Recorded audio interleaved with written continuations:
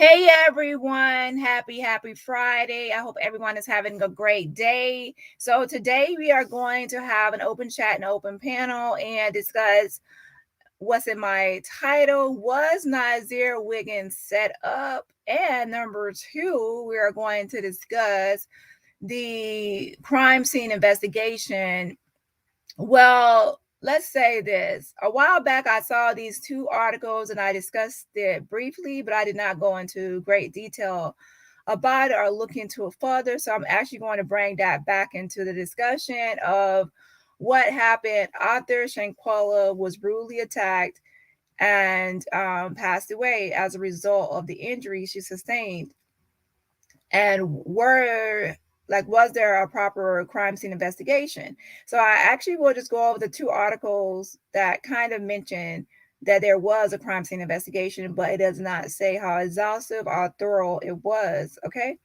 And based on how the FBI is moving and their responses, I guess they feel that it wasn't sufficient.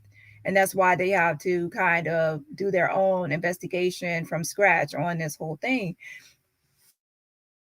So, to begin with, we always have to start with the petition. And like I said before, I did submit the petition signatures to some US officials yesterday and some this morning. And I actually am trying to find more emails. And what I mean by that is that the higher someone else is, like the higher someone's position in politics or even in government, a lot of times their contact information is through a contact form, and I prefer to find a personal email or an email address that is just straight to them directly. So even like for the governor of North Carolina, Roy Cooper, I actually have his personal email address. And the reason I say personal is because, let's be honest, I don't know where the contact forms lead to and if it actually goes directly to the person or gets to the person, or it's kind of like only the gatekeeper reads it and weeds out email. So sometimes people say, oh, well, don't send things to people's personal email. Well, in this case, I'm willing to send to a personal email address if it will get my message across to who I want it to go to. So I run things how I want to run things. So if you don't like it, then too bad. So I am going to look for more email addresses so I can get it straight to the person and skip over the middle person. That's how I roll. So yeah, let's see here. So now we are currently at 39,554 signatures. That's 39,554 signatures. We are close to 40,000 signatures, and that's actually a lot.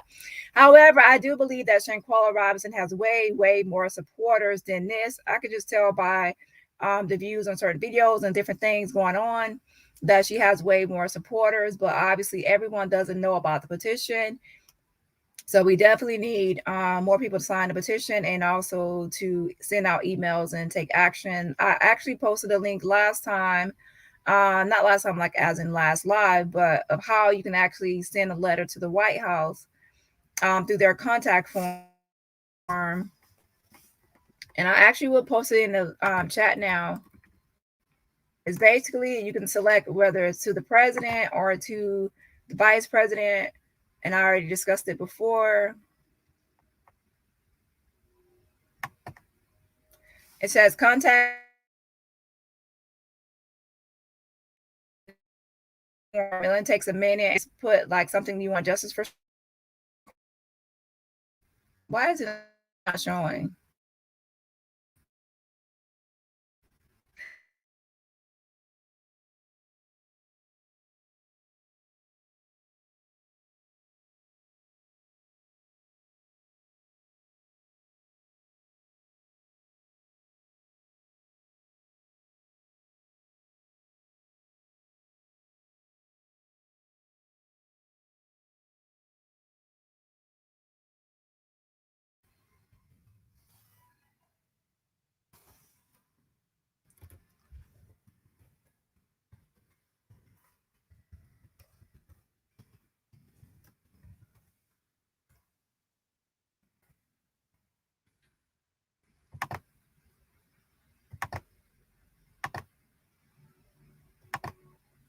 Okay, so I'm going to post the White House link. Everyone can send, if you haven't done so already, go ahead and send your own personalized message to the White House, the president or vice president through this contact form. Okay, and just remind them that we want justice for Shanquella, and yeah. And like I said, I can't tell you what to say, because then they'll think a bunch of robots are sending random messages and the same message over and over again. If it's personalized, then they will know if it's coming from real people and not a robot. So that's why I don't give people a template, or I'll tell people what to say. I'll give you the information, and from there, you decide on what you want to say yourself to make it personable. Okay, so let me say hey to a few people in the chat and then get started. Let's see. Hey dudes, my mod dudes, thanks for getting things started. Yes, everybody go ahead and hit that like button. Linda, welcome. Hey girl, hey Tommy. Hey, Tommy's in the building. We have Regina here with the popcorn and the side eye. And then we have let's see, not side eye, I mean just looking like what's going on. Bentley, hey, Bentley's my world. Hey. We have Jacqueline in the house. Shalandra. Is it Shalandra or Salandra? We have Belfort. Hello. I haven't seen you around. Welcome to my chat. Genuine Woman. Hey, girl. Hey, Lady J. Happy Friday, y'all. BJ Daz. I haven't seen you in a minute, girl. Hope you've been okay. I haven't seen you in a minute. Shank Rock. Salute. Hey. And y'all check out After My Live. Check out Shank Rock. I don't know if he's going to be all night or not, but yeah, check After My Live ends. Definitely check out Shank Rock's channel. I think he's going live today as well. No More Drama. Hey, girl. Hey, Ahmad. What's up? Hey. Hope you're having a great day. Deborah. Hey, girl. Tommy Reyes says, did the meeting in Washington occur? I haven't heard anything. Trust me, I look every day and I have not heard anything yet. I also check out Sue Ann Robinson's page, Minding My Business Being Nosy. I check out her pages to see any updates. I have not seen any updates. However, that's why I'm saying, like, everyone, we can still try to apply more pressure to get this rolling as well. So everybody contact the White House. I'm also going to send it in an email tonight so everyone can be contacting that form to get Shanquella's name in their ear. We definitely want that to happen, right? Shell. Hey, girl. We have Monday. We have PM. Hey, y'all. Aries, Miss Gardner. I haven't seen you in a couple of days. Well, I guess you probably missed the live or so, but I'm glad you caught this live. Hey, girl. Bonetta, welcome to the chat. And let's see. I'm going to say hey to a few more people, and then I'm going to get started. Hey, Minnie girl. How you doing? Let's see. Yeah, I knew it wasn't a side eye. It's just like a looking eye. Welcome. Let's see here. Okay, so let's go ahead and get started. Oh, child, I don't even know where I want to start at. Let's see. There's just so much. Let's see here. I'm actually going to drop the link to anyone that wants to join the panel. Okay, let me go ahead and start with this information first. And let's see here. Okay, so let's go ahead and start with this article. And then I'll get into Nazir update. Okay. And the reason, let me say this, Nazir is the only one speaking right now, besides Sue Ann Robinson and Ben Crump. And the family is not really doing interviews. So a lot of my updates are probably obviously going to be on Nazir because he's the only one speaking. Well, so far, but he might actually start being quiet. And I'll tell you why he might start being quiet, because it's actually in anybody's best interest in the open case not to speak. And yeah, to be honest, in an open case, I would not talk to anyone at all, because any lawyer or anybody recommends that you have an open investigation or open case not to speak to anybody. So that's true. And look at my title. So I think that it is an actual setup, and I'll tell you why I think that Nazir Wiggins was set up. And okay, so let's go ahead and read this article. It says, okay, now this is an old article. This is November 17th, 2 days before Shanquella Robinson's funeral. Okay. So this article was put out. It says Charlotte woman's death in Kabul being investigated as killing. State Attorney General of Mexico says, and we already know that's Daniel De La Rosa Naya. So at this time, the article stated there are more questions than answers in the death of Charlotte woman Shanquella Robinson. She died while on a trip to Kabul with friends, but her parents never believed the story those friends told them. The agency presiding over the case in Mexico confirmed to ABC News they have begun a femicide investigation into Robinson's death. The state attorney general's office of Baja California Sur, the state Cabo is in, tells Channel 9 it maintained the lines of investigations to collect more evidence to achieve the accurate clarification of events.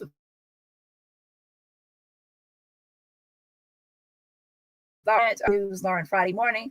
On Wednesday, Channel 9 obtained Robinson's death certificate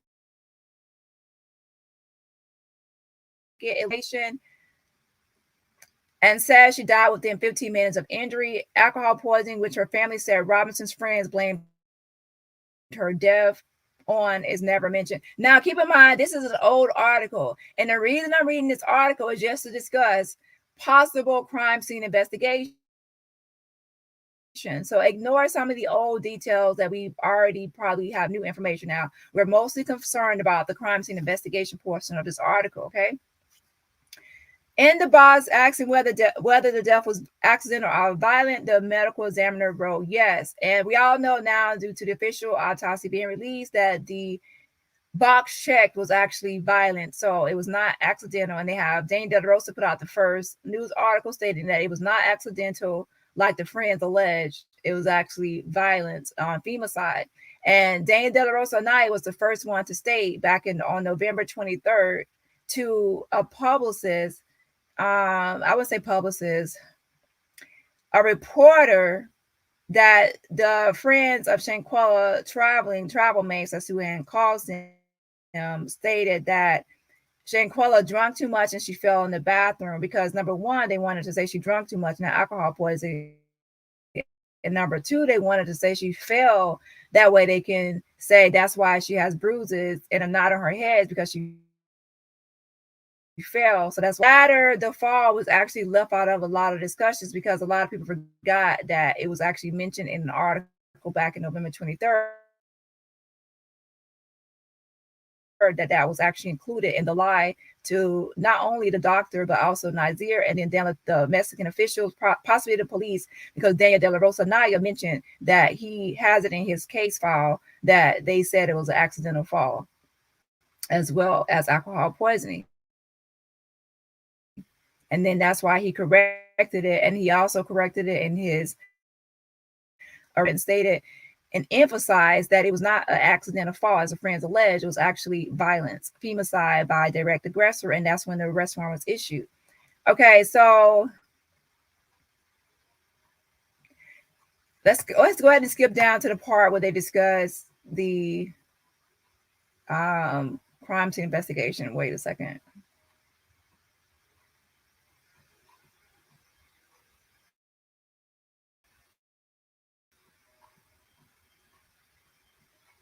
I said, what is a femicide investigation? The Attorney General's office in Mexico sent ABC News a statement Thursday, adding they've also launched what is known as a femicide investigation. So listen, it says the AG, which is the office of Dani De La Rosa Naya in Mexico, has sent ABC News a statement. Okay. It says Michael Lederai is an expert on femicide in that region of Mexico. He says his outcome will dictate the very particular way that's sensitive to the gender dynamics of the crime, he said. Lederai says when a woman is killed in Mexico, authorities are often required to open the investigation as a femicide. From there, they look into whether she was killed for reasons due to her gender or if there were specific circumstances such as domestic violence. Essentially, gender causes for violence have to be ruled out before it is classified as a homicide. Lederai says attention on this case could help it be resolved. That is, an American means that there will means there will additional pressure on the Mexican government and the state government to resolve this case, and I think that will likely lead to resolution. So basically, he was suggesting that we apply pressure, which everyone has continued to do since that time period. And it says the statement from the Attorney General's office Wednesday is below. So this was a statement that was issued from that state Attorney General's office during that time period. It says the State Attorney General's Office, PGJE of Baja California Sur, carries out the field and cabinet proceedings to clarify the events in which a female person of foreign origin lost her life on October 29th in a beach club in San Jose del Cabo. It is reported that Saturday, October 29th at approximately 6:15 p.m., it received a call from a public security member who reported that in a house room of the Fanadoria's Beach Club area in San Jose del Cabo, there's a woman without life. State criminal investigation agents went to the scene where the investigations were carried out under the corresponding protocols. It says experts from the Directorate of Forensic Services carried out the processing of the place, looking for clues that will be attached to the investigation folder. The PGJE maintains the lines of communications. I keep saying communications. I'm so used to saying that. Maintains the lines of investigations to collect more evidence to achieve the accurate clarification of the events without ruling out any hypothesis. So pay attention. This was from the State Attorney General's office around that time period, okay? November, 2 days before Shanquella's funeral. It says state criminal investigation agents went to the scene. Criminal investigation agents went to the scene where the first investigations were carried out under the corresponding protocols. Experts from the Directorate of Forensic Services carried out the processing of the place, looking for clues that will be attached to the investigation folder. The PGJE maintains the lines of investigations to collect more evidence to achieve the accurate clarification of the events without ruling out any hypothesis. It goes on to say, we inform you that the result of the autopsy determined as the cause of death severe spinal cord injury and atlas luxation. An investigation was initiated for femicide. Yesterday's statement and this latest information are what the Baja California Sur Attorney General's office can share for now. The investigation continues its course, and to the extent that the legal framework allows it, the results will be informed. So basically, I did at that time period, like when I first saw this article, I never really looked all the way into it. But this right here, I do know, Directorate of Forensic Services is like a crime scene investigation, like company or agency, should I say, for in Mexico. So I said I was actually going to look more into that and see. Now, here's my question: was that immediately done?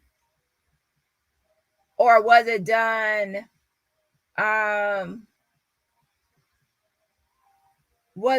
like afterwards, like a few days after? I don't know what date they did it, right? Because to me, obviously, it should be immediately done.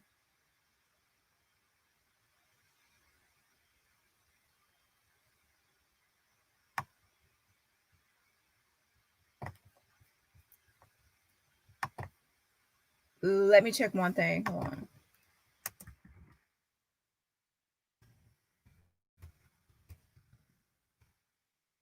And actually, to be honest, it actually took me like a little bit of time to actually find that. So I would have to look into it more, but some other people can look into it as well. But it's called the Directorate of Forensic Services in Mexico, okay? So that's who carried out the crime scene investigation to process the place, as you can see in the article. And I actually will post a link to this article just in case anyone wants to look at it further. Wait 1 second. So I'm going to post it in the chat at this timestamp. This is an article that mentions the crime scene investigation, processing of the place. And there's another one as well, but it's pretty much covering the same statement. And this is from actually Queen City News. And remember, Queen City News was the first one to actually put out that that number list, that guest registrar list. So they definitely were on top of it, definitely at the beginning of this. And as you can see on this, they actually have the full statement from the state attorney general's office at that time.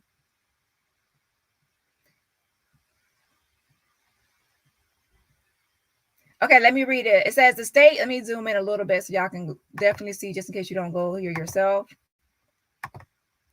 It says the state attorney general's office, PGJE, of Baja California Sur, carries out the field and cabinet proceedings to clarify the facts in which a female person of foreign origin lost her life on October 29th in a beach club in San Jose del Cabo.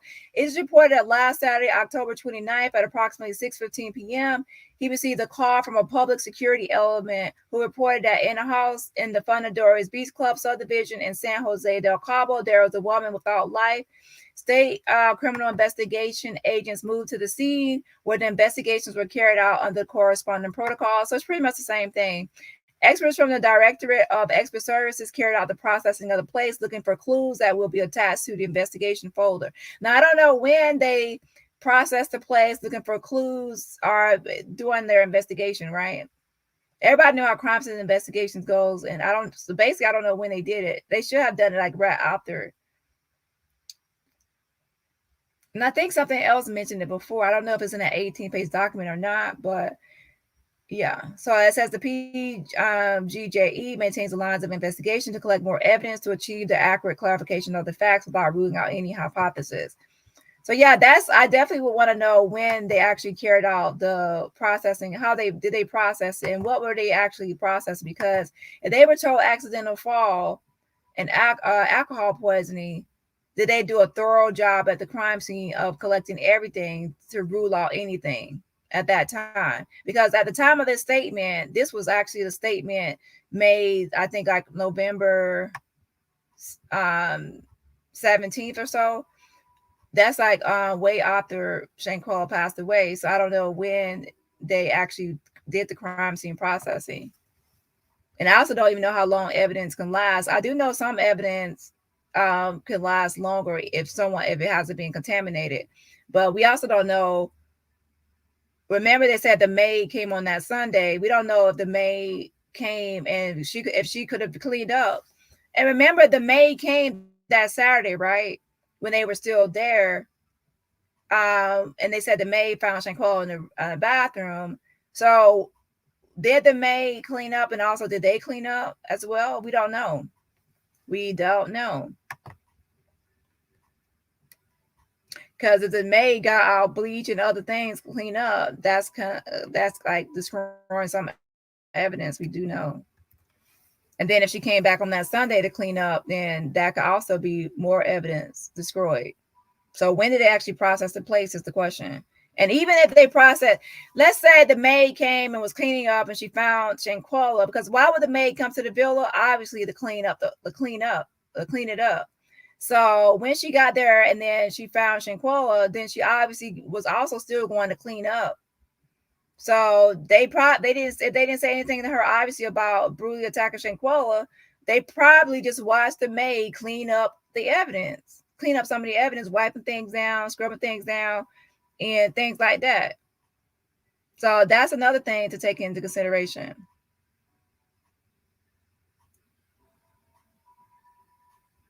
So that's that article as well. Okay, so let's go ahead and move on to the next thing. Let me address some super chats that came in as well. Actually, let me address some cash apps and super stickers, and then we'll get into the next part. Hold on.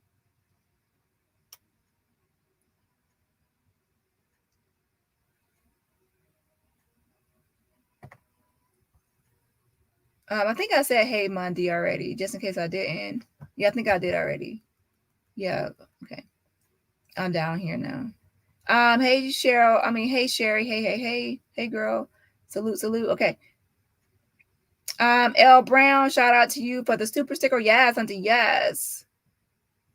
Thanks so much for supporting my channel as always. L Brown, shout out to you. And Aries One, shout out to you as well. Also for continuing to support my channel. I appreciate it, y'all. Oh, y'all showing me some love on this Good Friday. And yeah, so shout out to L Brown and Aries One for the super sticker. Hey, Kiva, girl. Hey, make sure y'all check out my girl Kiva. Come get this commentary. Check out her channel and subscribe. Happy Friday. Hey, Jim. Also shout out to All About the Trees. She sent me a Cash App as well. Who else sent a Cash App? Just a second.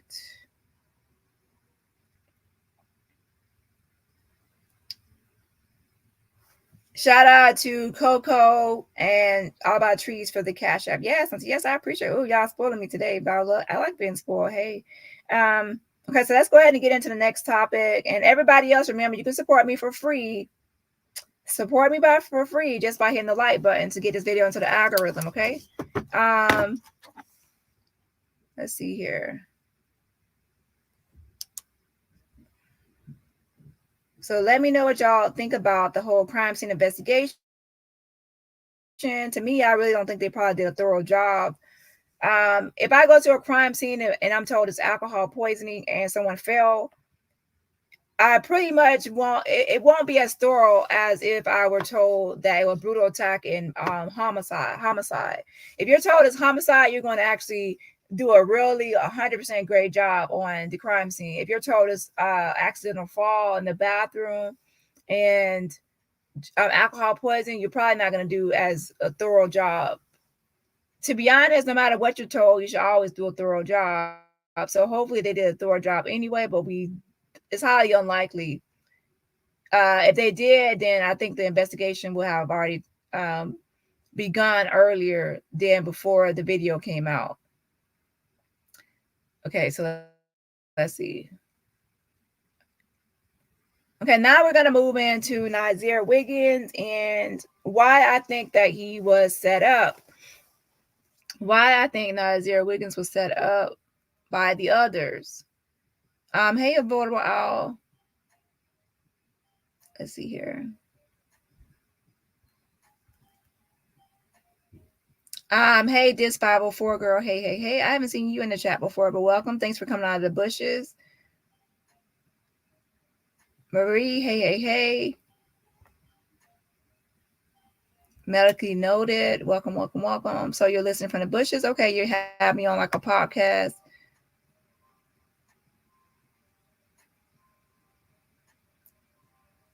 Let's see here. Hey Dukes. Minnie says, I stay in the bushes, but I love to listen to Dani. I wait to hear her live because it brings my whole world happy commentary. Girl, like a lot of people say that about my live. They say it's like contagious. Yeah, so let's see here. 70 likes. Oh, wait a minute now. Come on now. Come on, hit that like button. I don't have that many enemies. So I know it cannot be 70 likes and 126 watching now. So y'all make sure to hit that like button. Hey, Sharon. Arissa Bay. Okay, so let me show y'all this. Remember that when I call American Airlines and someone else who I won't name called American Airlines, they also stated that the tickets were actually purchased by Tyra Wiggins. It said Tyra Wiggins. Okay, most likely Tyra, but sometimes people spell things differently. So Tyra Wiggins, and Tyra Wiggins is actually Nazir's mother.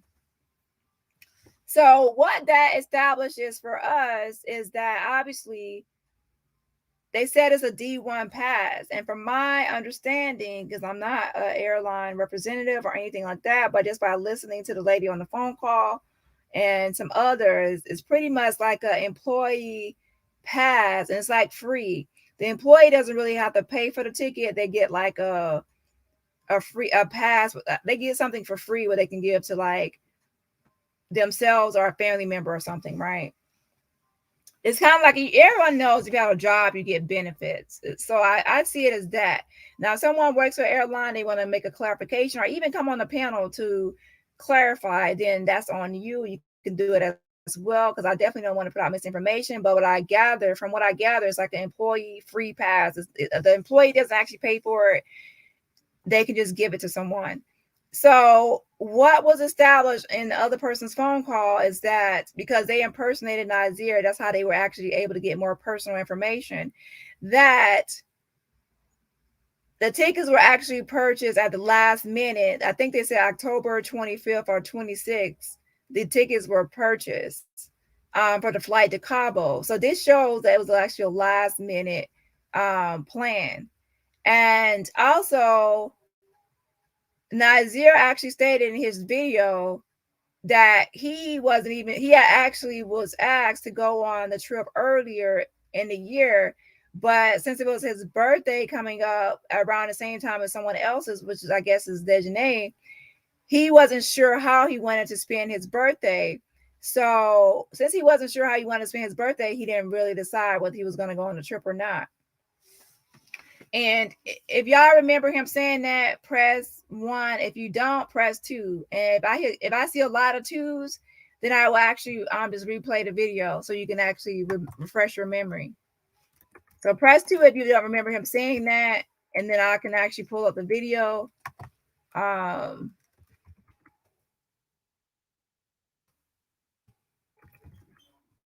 Of why he said that. Hold on.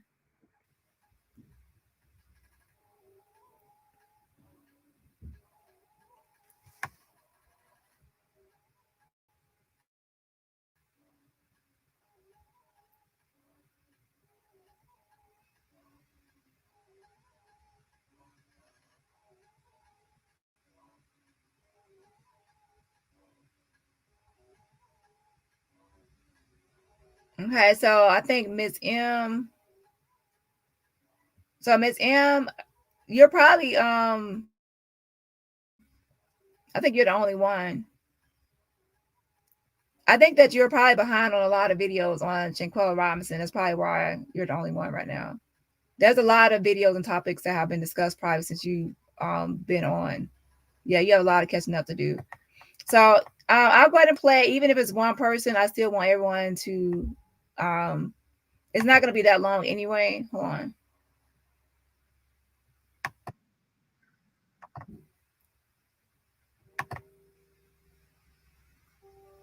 Because I got asked to go on the trip in June, but I didn't reply because I didn't know what I was doing for my birthday, since the next birthday was the next week after mine. So, where I was at? Oh, yes, I left on Saturday. The trip was from Friday to Monday, October 28th, 29th, 30th. 31st going home. Didn't even make it there. So I get off my flight around like 2:16 Mexico time. I guess we 2 hours. So I'm like, let me extend my birthday, and I'm gonna go to this trip because I got asked to go on the trip in June, but I didn't reply because I didn't know what I was doing for my birthday, since the next birthday was the next week after mine. Okay, he says that he got asked to go on a trip in June, but he didn't know what he was going to do on his birthday, since the next birthday was like a week after his or whatever, right? Okay, so I guess that was talking about Dejeuner. And then, so let's go ahead. And then he also says that the trip was actually supposed to be from October 28th through Sunday, October 30th, but they were actually going to leave like on Monday. You already know, like, when you schedule something, you stay a certain amount of nights, but then the following morning you have to actually leave. Okay, so that means they were supposed to leave Monday morning and check out. Okay, and he said that he left on Saturday. So pay attention to the wording. There are some people that are misinterpreting what he's saying. He said the trip was scheduled, like the itinerary for the trip was scheduled October 28th through that Sunday, and then they're supposed to leave on Monday. However, he left on Saturday. So catch that. You have to pay attention to people speak differently. Some people are all over the place when they speak, and some people have more organized thinking when they are telling a story, and some people don't. Okay, so hold on. So, where I was at? Oh, yes, I left on Saturday. The trip was from Friday to Monday, October 28th, 29th, 30th. 31st going home. Again, he said the trip was from the October 28th to 30th, and then Monday going home. That's like a typical trip, okay? Okay, so let's go ahead. Hold on. Didn't even make it there. So I get off my flight around like 2:16 Mexico time. I guess we 2 hours ahead. 2:16 p.m. I make a phone call.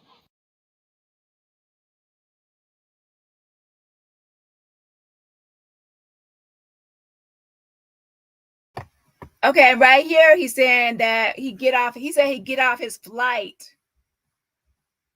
Pay attention to what he says. He says he gets off his flight in Mexico, and that's when he makes the phone call. So pay attention to when he said he made the phone call. He said when he got off his flight, he made the phone call. I make a phone call to everybody who there. Like, I need the address. So during this phone call, that's the first time I heard that Kula wasn't feeling good.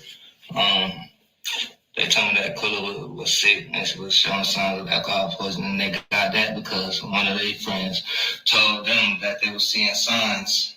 So she was showing symptoms of alcohol poisoning. Okay, so he said that once he landed in Cabo, like he got the flight, that's when he called for the address, and that's when they told him that she was sick and had alcohol poisoning. Because obviously, when you're on the flight and you're up in the air and you're things like that, there's no really way for you to actually FaceTime and actually be in communication. If you actually flew on the airplane, you ought to know that your device is kind of whatever until you land, right? So he got the flight, and that's when he made the call, and they stated that she had alcohol poisoning, and he was asking for the address for the villa. But I didn't know it was a fight. Hold on. I got my Bible. And I'm gonna put this blunt down because I'm not lying. I'm not gonna lie on that. I'm not gonna do it. I'm not saving nobody's ass. I'm not protecting. Okay, so basically, let me stop it right there and get to what I'm going to say next. Is that I have found this information right here. Hold on a second. I'm going to get to questions. Trust me, I am. But wait, let me put some stuff out, information out here first. Okay, let's see here.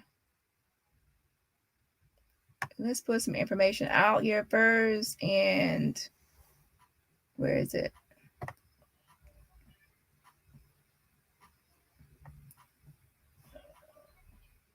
Okay, let's take a look at this. This is actually Nazir's mom's Facebook. I got this from her Facebook. And pay attention.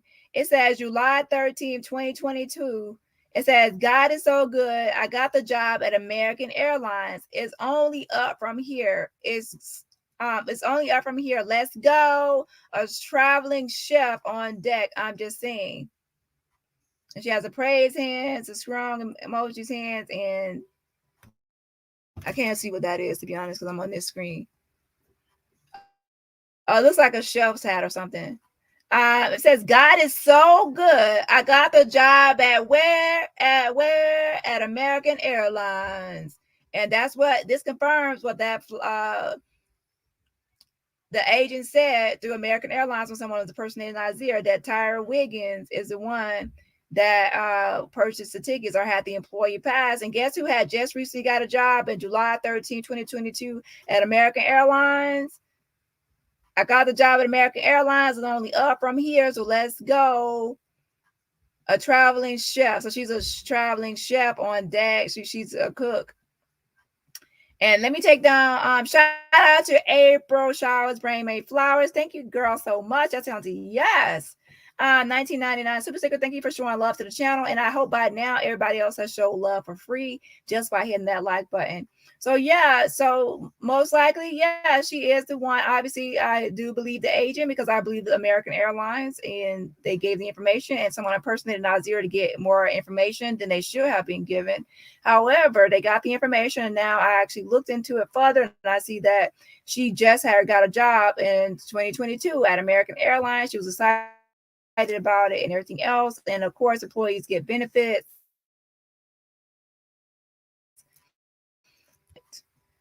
And let me read the middle one, ignore it, okay? That's just something else from 2021. That's something she took a flight somewhere. The bottom one, however, is important to this discussion. It says August 4th, 2022. And she put, finally got my start date. I'm so freaking excited. Woohoo, right? And then she has the scrum and then she has the airplane. So that's showing that she's talking about the same job. American Airlines, and it has the peace and then smoke sign, right? So obviously July 13th, she got the good news about getting a job. And then about, I would say 2 weeks later, almost 3 weeks later, she got her start date for the job. And then she has the airplane emoji, flight emoji. So that's what she's referring to. And she has a lot of comments on both of these posts, most likely congratulating her on her new job. And yeah, so that's who he got his tickets through. Okay, so let's see here, and that's already been confirmed through American Airlines that she is the one employee for the ticket, right? And that makes perfect sense. Why not fly her son out to Cabo for his birthday? That's a good birthday gift, right? Okay, so let me get out of here for a second.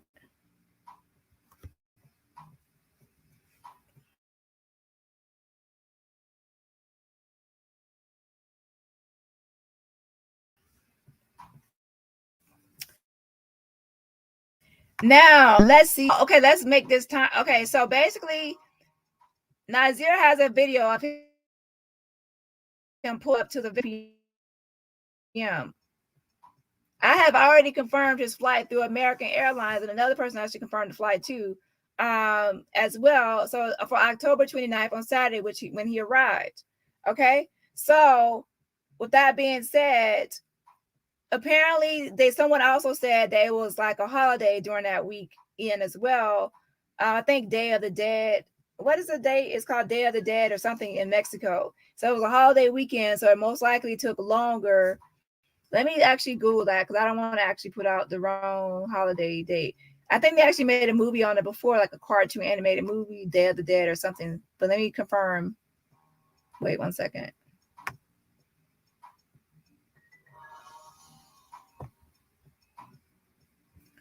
Let me confirm. I think it's called something else too.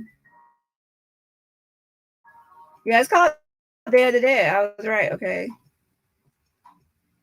It says the Day of the Dead is a holiday traditionally celebrated on November 1st and 2nd through other days such as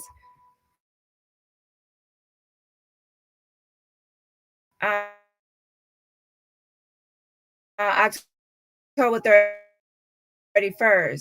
You already know anything about holidays. The weekend before the holiday is where a lot of times things get on and popping because it's the weekend. It's not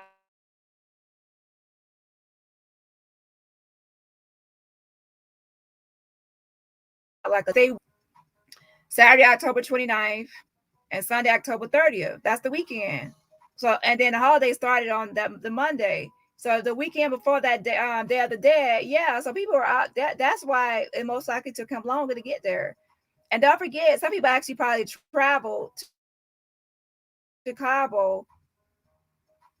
Think about it. People from all over might have traveled to Mexico or even Cabo, that's our Mexican destinations, to participate in this holiday. So that actually would create more traffic in the airport. So I'm glad someone brought that up. I think it was Shell. Okay, so that can explain why it took him longer to get through process through the customs and the airport and everything else this holiday. We have to also take in things into consideration.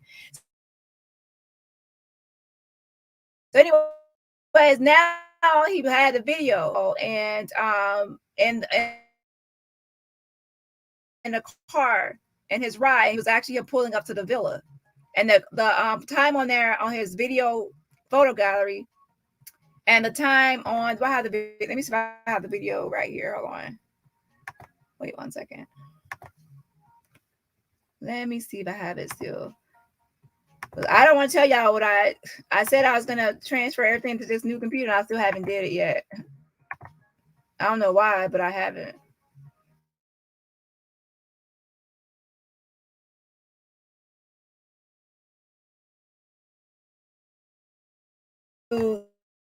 Carolyn Wallace. Shout out to Carolyn Wallace for the $4.99 super sticker. Shout out to Carolyn Wallace for $4.99 super stickers. Thank you so much for supporting my channel, Caroline. And I haven't seen you before. Thank you for coming out of bushes, and thank you for supporting my channel. Welcome, welcome, welcome to my channel and the Avengers. Okay, so let's go ahead and look at this video. Let me take this picture down. You hearing Dr. Dre. You hearing Dr. Dre. So anyways, on this video, if you actually zoom in, which I have done before, it actually shows 2:17 p.m. And he's driving, pulling up to the villa. There's another YouTuber named, I think, 54 Keys or something like that. Yeah, it's so many names I have to remember in my head right now through this whole thing. There's so many names and moving pieces. I think it was 54 Keys. She actually did a video that I discussed it. And she actually lined up this show. Okay, this is his video. If you have an iPhone, you already know you can go in the video gallery and you'll see the time and day of your videos that you have in your gallery. And this shows that this is actually from his video gallery. If you have an iPhone, you already know how this looks. Go look at an old video from like a month ago and you'll be able to see it's the same setup. And it basically shows his arrival of 2:17 p.m. Mountain Time for Cabo. Now, how I feel about his time discrepancies is that he is his first time traveling out of the country. And this is actually a free ticket for his birthday through his mother. He's 25. He didn't pay for his ticket himself. And yeah, so I believe that he did not have correct timing on everything. Like how I don't know if he was wearing a watch or what he was wearing, but if you travel, you have to make sure that you look at your clock or your watch and make sure that it's adjusted for your new time zone. Sometimes it automatically updates, and sometimes it does not automatically update. But it does update right here. His phone was most likely updated, but I don't know if he was wearing a watch and that wasn't. I don't know. But it says 2:17 p.m. on his arrival. And basically the 54 Keys channel actually pulled up a picture of the villa, the garage area of the villa, and she matched it up perfectly with how it actually looks through this dashboard, or should I say windshield, of the driver's car. So when he sent me this video, it actually showed the time on the driver's infotainment center, like the infotainment center, the screen. Dr. Dre matches the time on the video gallery. Okay. You hearing?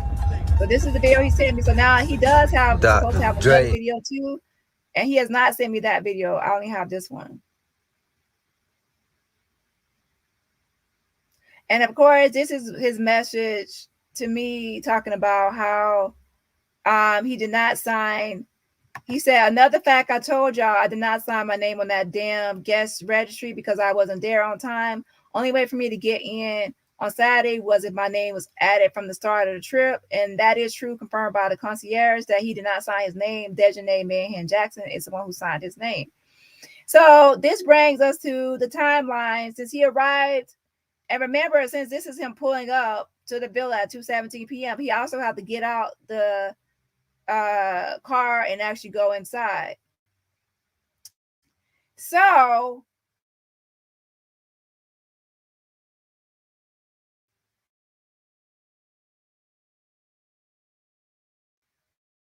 we got in there, but he probably, as they were missing out on the ATV. Like they were supposed to go on like an ATV at 4 p.m. Cabo time, like go on an ATV.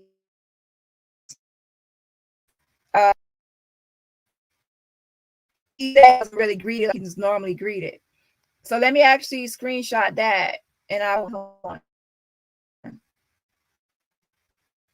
He said it wasn't his like a regular greeting like he normally gets from them, but he figures because of the circumstances and they were probably missing out on ATV or something. Shout out to Katina for the super sticker. So shout out to Katina Hicks for the super sticker. Thanks, girl. Yes, auntie. Yes, thank you for supporting my channel. And everybody else, remember, you can support the channel for free just by hitting the like button. So give me a second to screenshot that screenshot of him stating like I pretty much was wondering, like, was anything seeming suspicious when he arrived, like as far as they go? And thanks, Sharon, for confirming.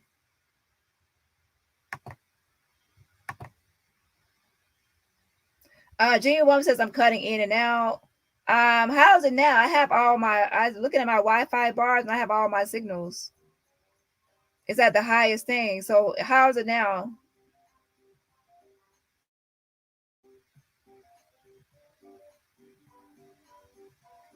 Shout out to Belford Marshall. Thank you so much for supporting my channel. Thank you for the $9.99 super sticker. Yes, something. Yes. Oh, y'all spoiling me today. This Good Friday. Thank you so much, Belford, for the super sticker. So a lot of people saying I'm going in and out. How is it now? I hope I'm not still going in and out.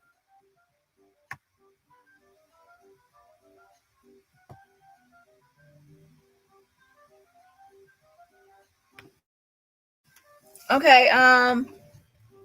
If it gets too bad, I might have to come back. I don't know why, because I'm showing like all my bars over here. So I don't know why I would be doing that.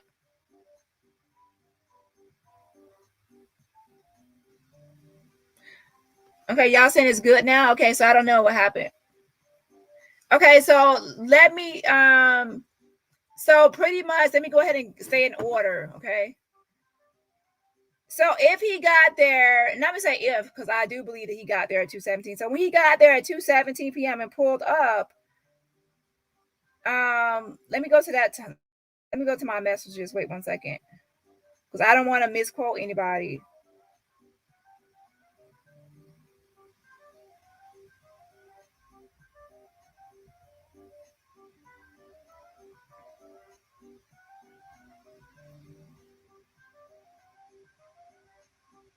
I don't want to misquote anybody, so that's why I want to make sure I need to look at my messages real quick. Hold on.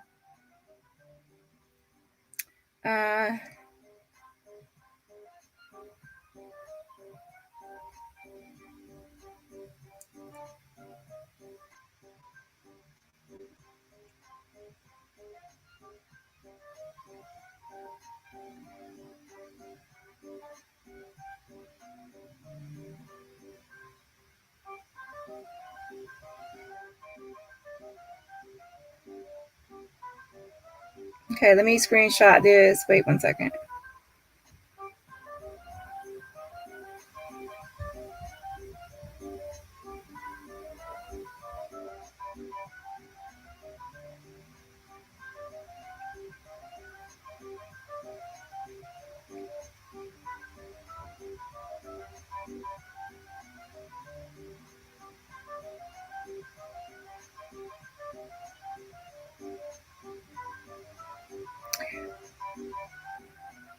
Shout out to Sherry Phelps for the Cash App. Shout out to Sherry Phelps for the Cash App. Thank y'all for supporting my channel. And also Katina Hicks. Shout out to you as well for the Cash App. Thank you so much. Yes, Hunter. Yes. Oh, y'all spoiling me today. All right. Thank y'all so much for supporting my channel. I feel so special. Okay. Let me go ahead. I'm uploading the screenshot right now. Wait 1 second.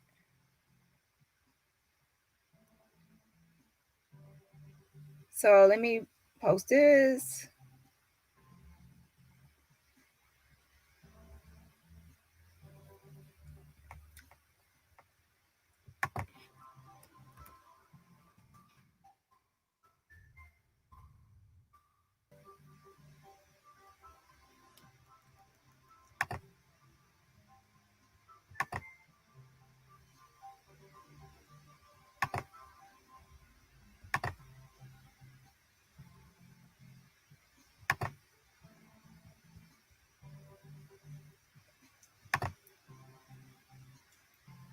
Y'all don't really know. Like, I promise, I have so many screenshots.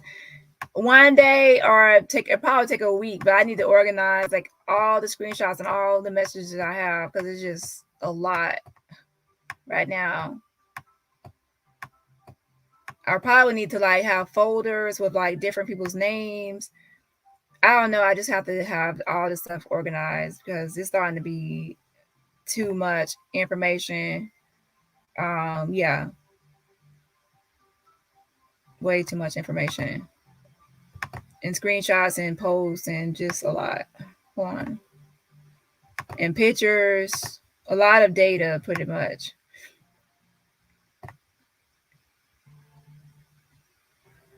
Oh, no. It's not watermarked. And see, before I didn't even watermark anything, but now I kind of watermark things because people are moving funny and acting a little funny. So sometimes I put a watermark on something because I don't want people to be weird. Yeah. Hold on. So now it's going to take a second longer because I have to put a watermark on it. And I, like before, I didn't do that, but now I kind of do that. Hold on.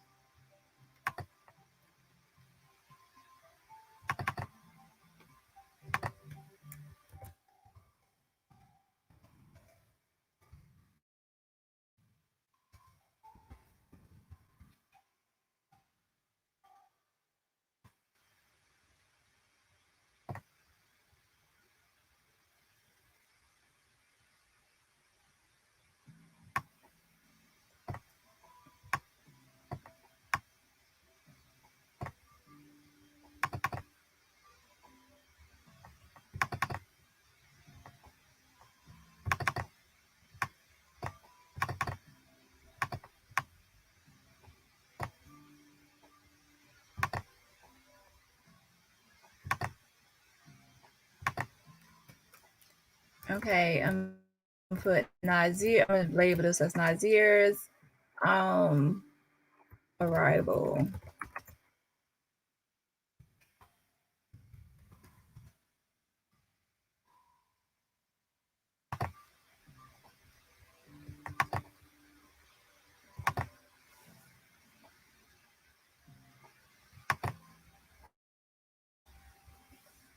Okay, so let's take a look at this. He said no. He said no, I did not get that feeling, but it wasn't as happy to see me as I was used to. But I just figured since they felt we were going to miss the ATVs at 4, etc., the mood was down. The mood was down. So he basically said he wasn't getting like a suspicious feeling, but it was like it wasn't as happy to see. It wasn't as, like they were acting as happy to see him as before, like he was used to. But I just figured since they felt we were going to miss the ATVs at 4, so he's given a timeline. They were supposed to go to ATVs at 4, cobble time, etc. The mood was down. Okay, so let's go ahead and go through some more timeline. Hold on.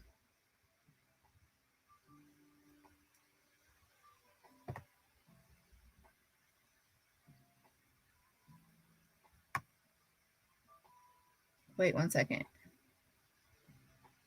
So pretty much when he got there at 2:17 p.m., their mood was down. He's saying their mood was down.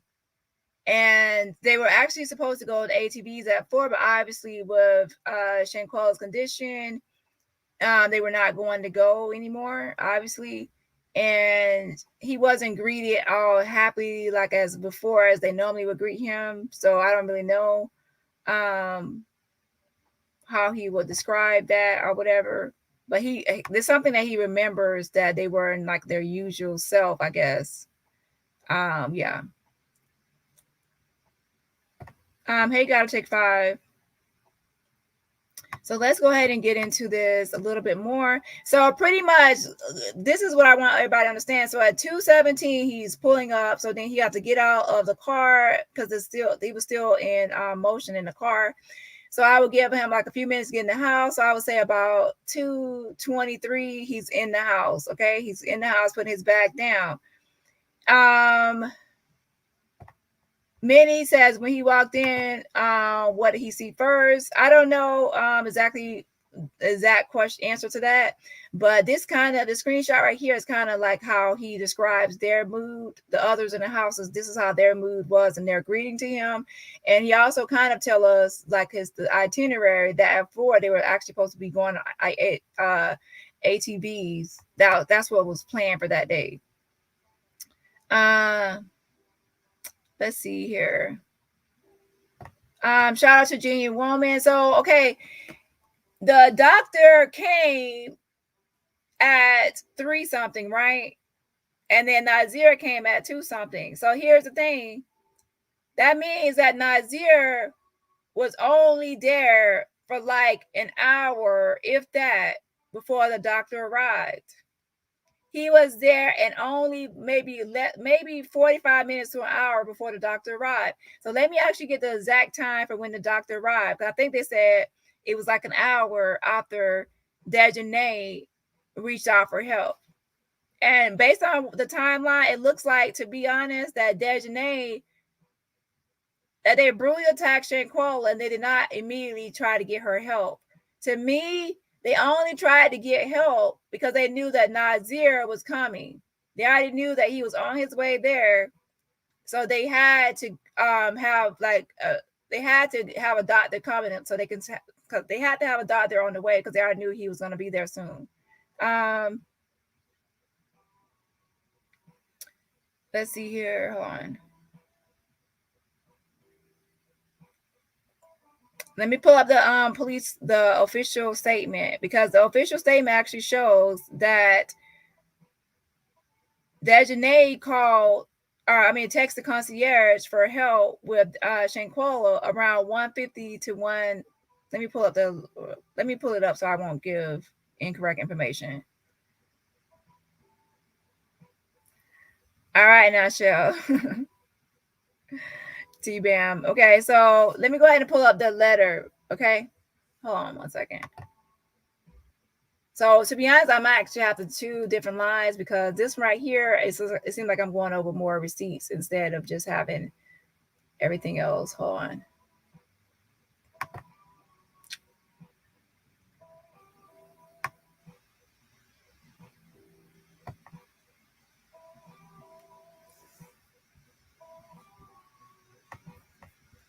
Wait, I'm looking at this one. Hold on.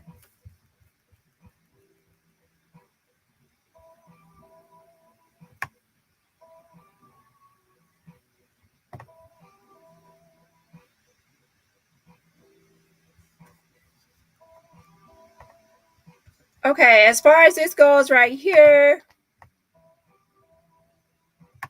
this is the packet from Sue Ann Robinson and Ben Crump that sent to Biden at the White House and also given to the Department of Justice.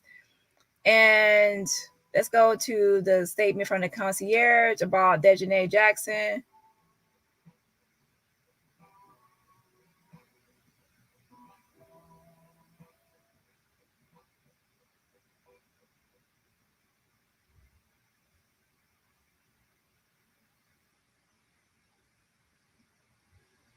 Okay, that's further down. So, okay, it says from like 1:50 to 1:52, it says, I received a text message from the main guest, Ms. Jackson, asking me if I am available and which was the nearest medical service. I greeted her and asked her how I could support her and if she was looking for a hospital. She answered yes. I think my friend has alcohol poisoning and needs emergency services and someone to speak or translate in Spanish for us. I offered to send her a doctor so he could determine if it was necessary to go to the hospital, and I told her that doctors speak English. She answered yes. Okay, so keep in mind that sometimes you can't go by the pronouns when they say he or she, because sometimes when it's translated in Spanish to English, the pronouns get messed up. So someone else has to make sure that they properly translate it. And it especially gets messed up if it's done through like some kind of translator, online translator, not a person. If it's like a human being or a person translating, it'll be more accurate than automated system sometimes with the pronouns, at least. So basically at 1:50 to 1:52 p.m., and that's kind of like almost 30 minutes before Nazir arrived, is when they actually were texting the concierge. And remember, Nazir said that he contacted them once his flight landed. And keep in mind, his flight landed in Kabul at 12:19 p.m. Mountain Time. His flight landed at 12:19 Mountain Time. So he had to contact them from 12:19 through whatever time whenever he had time to contact them. So it had to be after his flight landed, because he said his flight landed, he contacted them to get the address, and that's when he was told alcohol poisoning. And this is a key thing. That means that whenever he calls from 12:19 p.m. to whatever time he called when the flight landed, that Shanquella had to have been already attacked before his call, because they already had the alcohol poisoning story lined up already before he came, pretty much, because they already said alcohol poisoning to him on the phone before he arrived, right? So that means they had already brutally attacked her and already had their story of alcohol poisoning before he arrived. And so that means that most likely they attacked Shanquella, like we all figure, in the morning, because it depends, because he said when his flight landed. So I don't know if he's talking about as soon as his flight landed, because that's 12:19 p.m., or that he wait till he got outside of the airport for a ride and then he did call them, like through customs. We don't know. Either way it goes, when he called them, it had to be after 12:19 p.m., right? So most likely she was brutally attacked that morning, and then they let her suffer without getting her any help until most likely when they realized that Nazir's flight landed. Because remember, right here it says the next day at 1:50 to 1:52. So Nazir had already landed at the airport. He was still at the airport, or he was not there yet, but he was on his way. You see what I mean? So pay attention to it. It says the next day at 1:50 to 1:52 hours. This is before he pulled up in that this is before he pulled up. So my question to Nazir will be this. This would be my question to Nazir. What time is on your phone? I don't know how phones go. I actually need to look at my phone to see how calls go back. What time did he actually call them for yeah, that's my question. What time did he call them to get the address to the villa? Because that will tell me a lot of information. What time did he call to get the address for the villa? If it's before this 1:50, 1:52 Cabo time, that actually will, that actually will show a lot. I want to know, did they call for help? Well, I think that he said that they said the doc. Well, I have to actually look and see. Either way it goes, it says 1:50 to 1:52, and he pulled up 30 minutes later. So he wasn't there until 30 minutes after the concierge was called or texted by Dejanay Jackson. Okay. And then let me go to the timeline, okay, because I went on a tangent. Let me go on a timeline. Keep on the timeline. So Nazir he's pulling up at 2:17 p.m. He has to get his bag and he has to get out of the car of the driver. So he goes in probably like a few minutes later, I would say by maybe 2:21. He goes into the villa, and then it's an hour later when the doctor arrives. Okay, does anyone know exact time when the doctor arrived? Let me see here.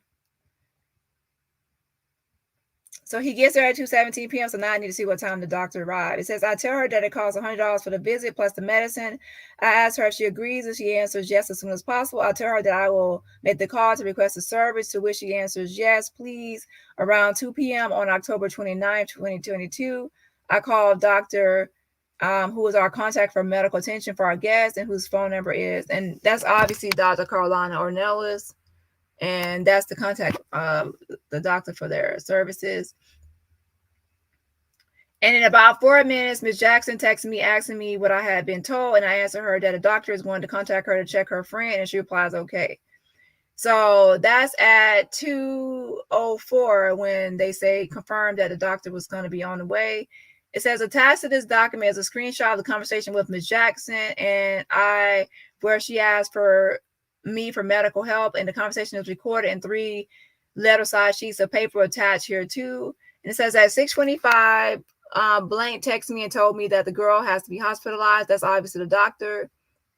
because after being evaluated, she has to be hospitalized, and that her friends were finding out if they had insurance, to which I asked if she is in serious condition. Okay, that's at 4:25. I actually need to actually see the unofficial police report. I think the unofficial report gives the exact time or a better timeline of what time the doctor arrived.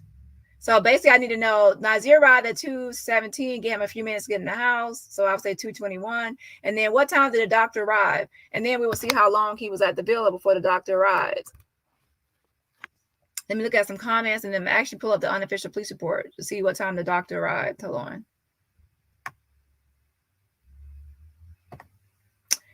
Shout out to Medically Noted for the $5 super sticker. Again, shout out to Medically Noted for the $5 super sticker. Yes, yes, I appreciate the support. Thank you for supporting the channel. And let's see here.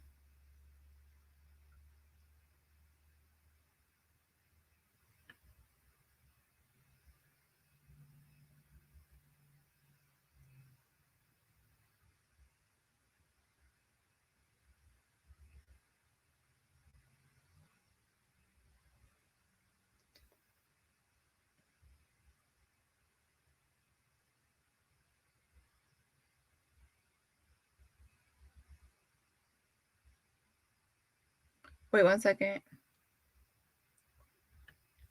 Also shout out to Janice Henderson. Yes, Hunter. Yes, thank you for supporting the channel, girl. As always, you're supporting the channel. And everybody else, remember, you can just hit the like button to support the channel. So again, shout out to Janice Henderson for the $9.99 super sticker.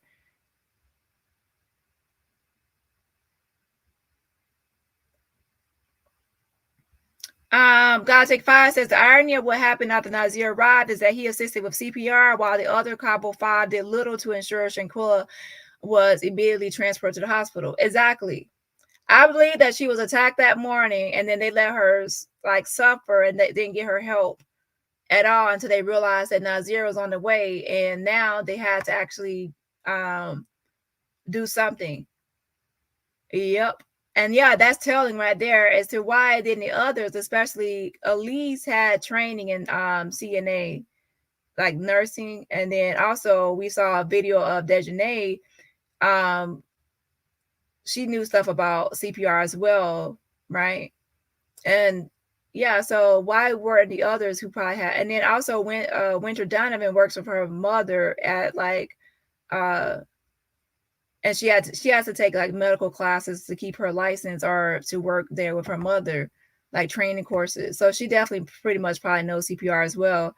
Hey, Ebony. Hey. So let me actually pull up to where the timeline for the doctor. Linda Bass says the doctor arrived at 3:15 p.m.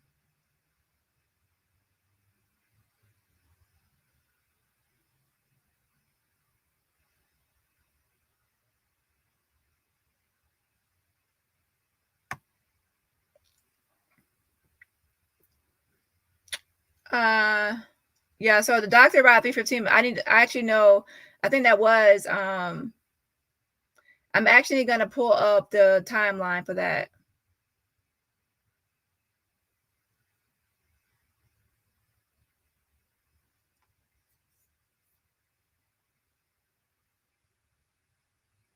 So let me go ahead and pull up the timeline for the doctor, and I think that is right on 3:15, but I just want to make sure of where I saw it at. Wait 1 second. I think that was in the unofficial police report.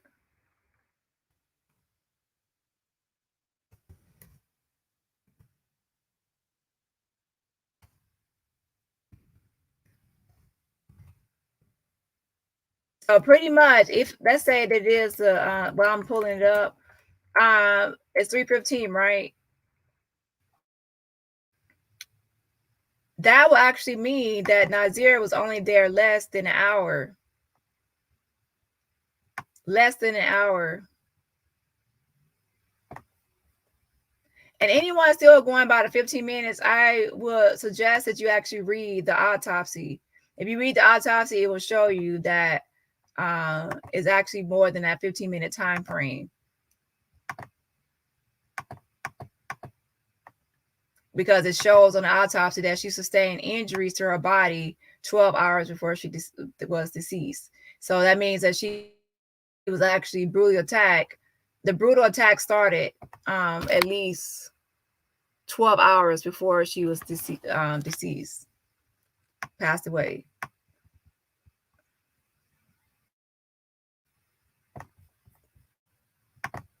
And that's why, and I'm still, by the way, I have someone that's going to interpret for me. I have a translator. I have a medical examiner that's going to go over the autopsy, but the person that's my translator, she's not feeling 100% right now. Once she's feeling 100%, she's going to translate, and meaning that since it is an autopsy and it's going to be an important live discussion, she wants to be 100%. And I also want her to be 100% before she takes on this translating medical terminology and everything else for me for this whole thing. Okay. So it says October 29th timeline.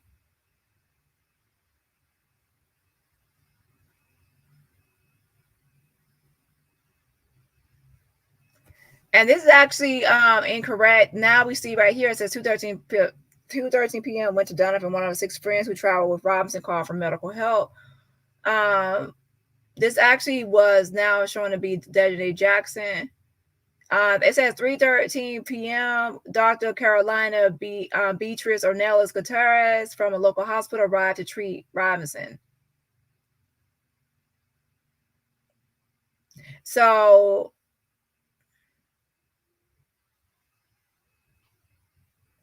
yeah, so it was around the 3:13 time. So that means Nazir was less. He was less than there. He was there less than an hour. We show him pulling up at 2:17 p.m.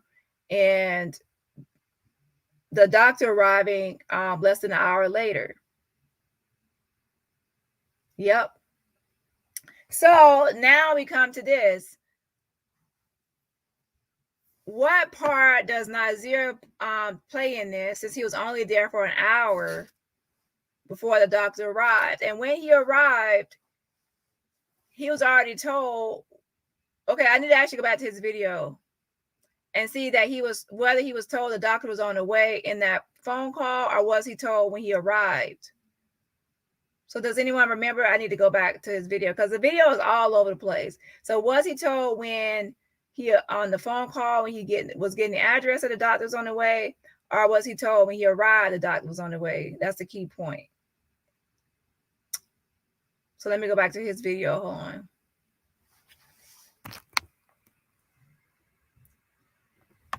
There's two, like, some people have the full video and some people have a cutoff video.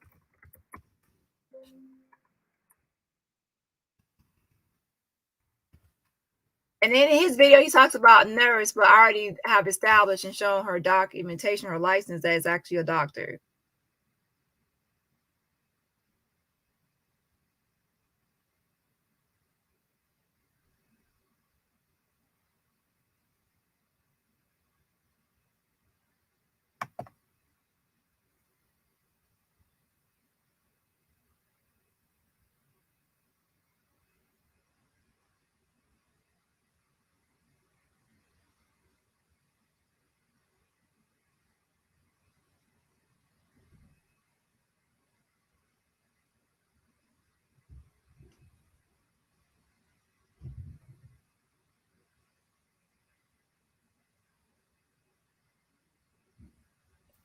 Wait a second.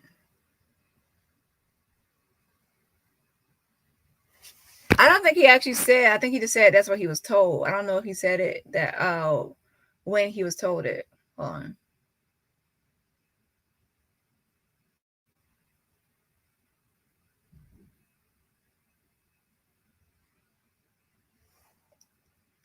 Yeah, see, that's the thing. I don't think he told like when it transpired. So that would be another question. Like, when was he told was he told on the phone call to get the address, or was he told when he got to the actual villa?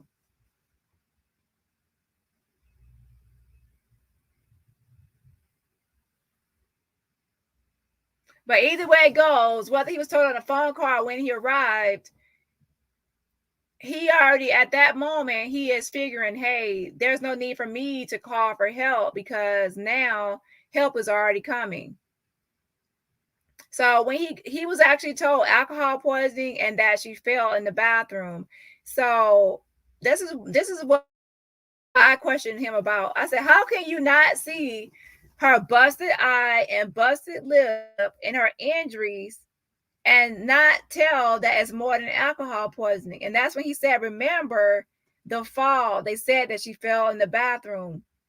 And I said, oh, yeah, I remember there was an old article about her falling in the bathroom, which we already know is a lie, of course.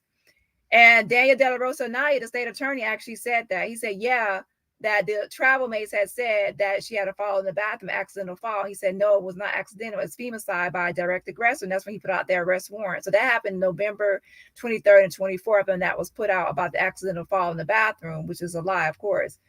So that's why he wasn't suspicious, because he was so alcohol poisoning on his when he called for the address, and that she also fell.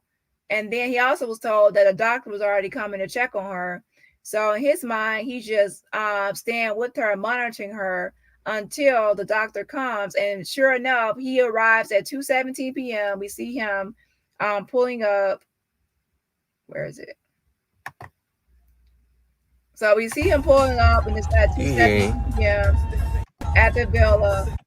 And then, according to the timeline, the doctor comes an hour later, less than an hour later. So Nazir only has less than an hour of time with Shanquella. So then what is his level of responsibility? Because now it's showing that he had a less than an hour, and then by the time he came, he was already told that a doctor was on the way. And a doctor was already on the way, because based on the concierge statement says that Janae had already, before he arrived, the doctor was on the way. Because remember, the doctor was called at 1:50. If you go to the timeline, the concierge says that Dejanay reached out at 1:50, between 1:50 and 1:52, right here. So it is true. He's before he arrived at 2:17 p.m., the doctor was already on the way. So that's true.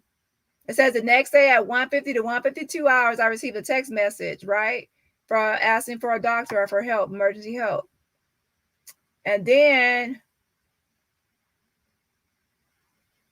it says, let's go back up 1 second. Right here it says around 2 p.m. On October 29th, I called they called the concierge called for the doctor, right? Hold on.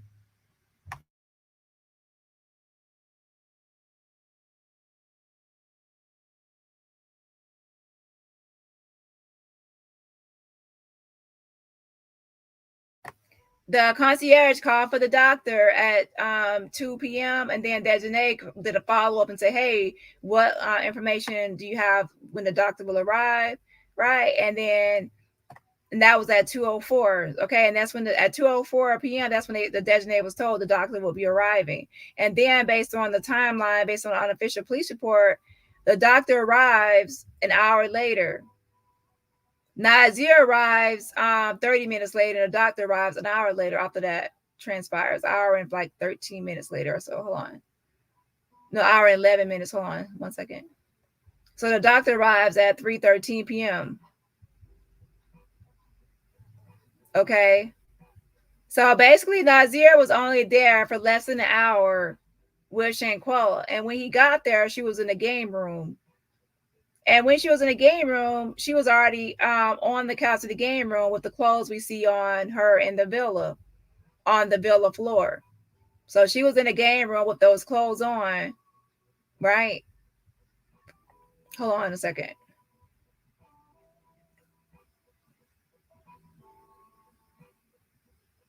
So now we have to say, since Nazir arrived after the doctor was already supposed to be on the way, Nazir arrived after that. So when he got there and they say that the doctor was on the way, it's true. The doctor was already on the way because the doctor was called out before he arrived.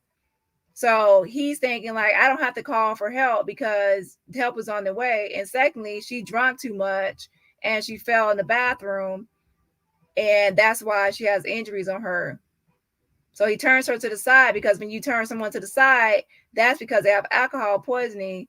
Or are they drunk? You think they're drunk and you don't want them to choke on their own vomit. So you turn someone to the side so they won't choke on their own vomit. So that's why she was turned to the side. Now, here's the problem.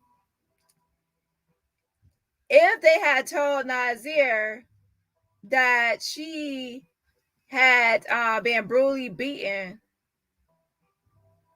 then most likely he probably would not have done certain things, such as move her or things like that. Think about it.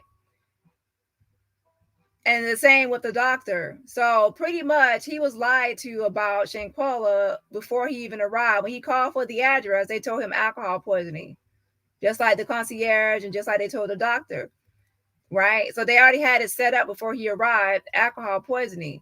He was not included on this cover up. And the reason I say that is because he only had 1 hour with Shanquella. 1 hour, actually less than an hour before the doctor would arrive. So most likely they obviously did not include him in on this whole cover up. And before he arrived, they already had a setup. It was going to be alcohol poisoning. And this is the part where I say it's a setup. If you get on a trip with your friends, I would say so-called friends, and as soon as you get in there based on this message, they already are in a certain kind. They're not greeting him like they usually greet him. Where is it? Hold on. Where is it? They're not really greeting him with the typical greeting like he normally gets, but he's thinking it's because they're missing out on the ATV and everything else. But he's basically saying the mood was down. Did they have enough time to tell Nazeer everything that happened? To them, to be honest, if you commit a crime and someone is not there, you will have to trust that person a lot to not tell anything. And the reason I say that is because when you're there and you're committing a crime, everybody there might feel like, oh my gosh, we could be in trouble for this. But if someone isn't there, that person might not want to go along with it because, hey, I wasn't here, so why would I join in on this whole thing and cover up, and then I end up in jail for what y'all did? So you're taking a risk by telling that person, hey, we brutally jumped her, we did this, we did that. Now you're taking a risk on that person telling on you. So when Nazeer calls for the address, they could have said, hey, we brutally attacked her, we did this and that. But when he called for the address, they said she's not feeling well, she has alcohol poisoning. And who else did they tell this to? Salamandra. Who else did they tell this to?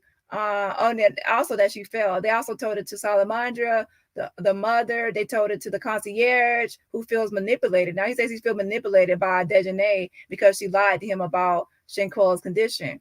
So they lied to everybody about it being alcohol poisoning in the fall. And Dani De La Rosa state attorney says, hey, yeah, it's not accidental fall in the bathroom.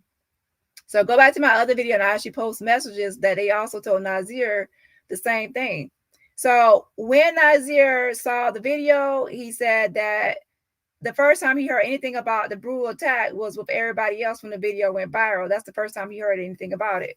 So I do believe, people can say what they want to, but since he only had less than an hour of time being there, I believe that he was set up to take the fall or to be blamed for what happened with Shanquella.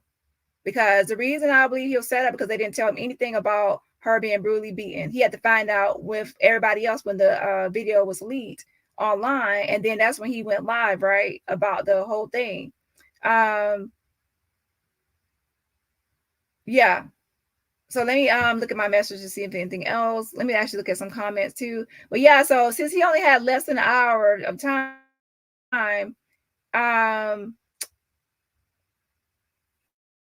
to be there, then he wasn't there during a brutal attack. He wasn't there when they called for the doctor, but he was told alcohol poisoning, and he also told the doctor was coming and that she also fell in the bathroom. Okay, so based on that, what do y'all think Nazeer should be charged with, or his part in this, since he only had maybe between 50 and 55 minutes of being with Shanquella before the doctor arrived?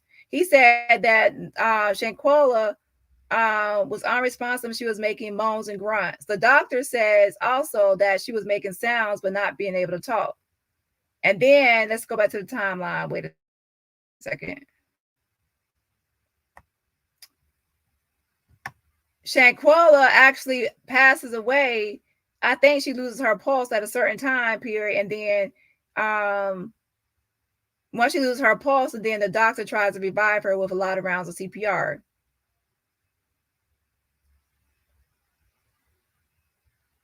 And then, of course, she's pronounced dead or deceased. So, yeah, he's only there for from 217 pulling up to the villa, and then he has to get out of the car and everything. And then the doctor comes at 3:13 p.m. So he's desperate. He's there only for less than an hour. So what could Nazir do? And remember, he's already told the doctor's on the way. So he has, before people say, well, you should at least call the doctor. And then, well, the doctor, he was told the doctor was already on the way. And it's true. Before he arrived, the doctor was already on the way. He was also told that she fell in the bathroom, alcohol poisoning. And also the doctor was told that. And also Daniel De La Rosa said it is true that people were told that alcohol poisoning and that she fell in the bathroom. So that means that that's why people thought the injuries. Now, the doctor is not excused because a doctor is a professional and an expert. She should be able to look at the injuries herself and say, hey, this is might be something more than a fall in the bathroom because there's too many injuries in other places to be a fall. But as a layperson, Nazir is not expected to have that same level of expertise. Okay. And then he also will have to accuse all the others and say, hey, y'all jump Shanquella, y'all beat up Shanquella, y'all have to do this or that. You actually have to accuse all of his so-called friends of brutally attacking her, and then such and such. So I do believe that when he got there, he was actually told, like, left alone with Shanquella, like left alone to take care of her or be around her, to be left alone to get the fall, and also to be the one to give her CPR, like to help the doctor give CPR. They wanted Nazir to be the only, like the last person seen with her, the last person to be around her and everything else in his little hour there before the doctor arrived to set him up. I do believe that's my opinion on this whole thing based on him being only there for an hour. Now,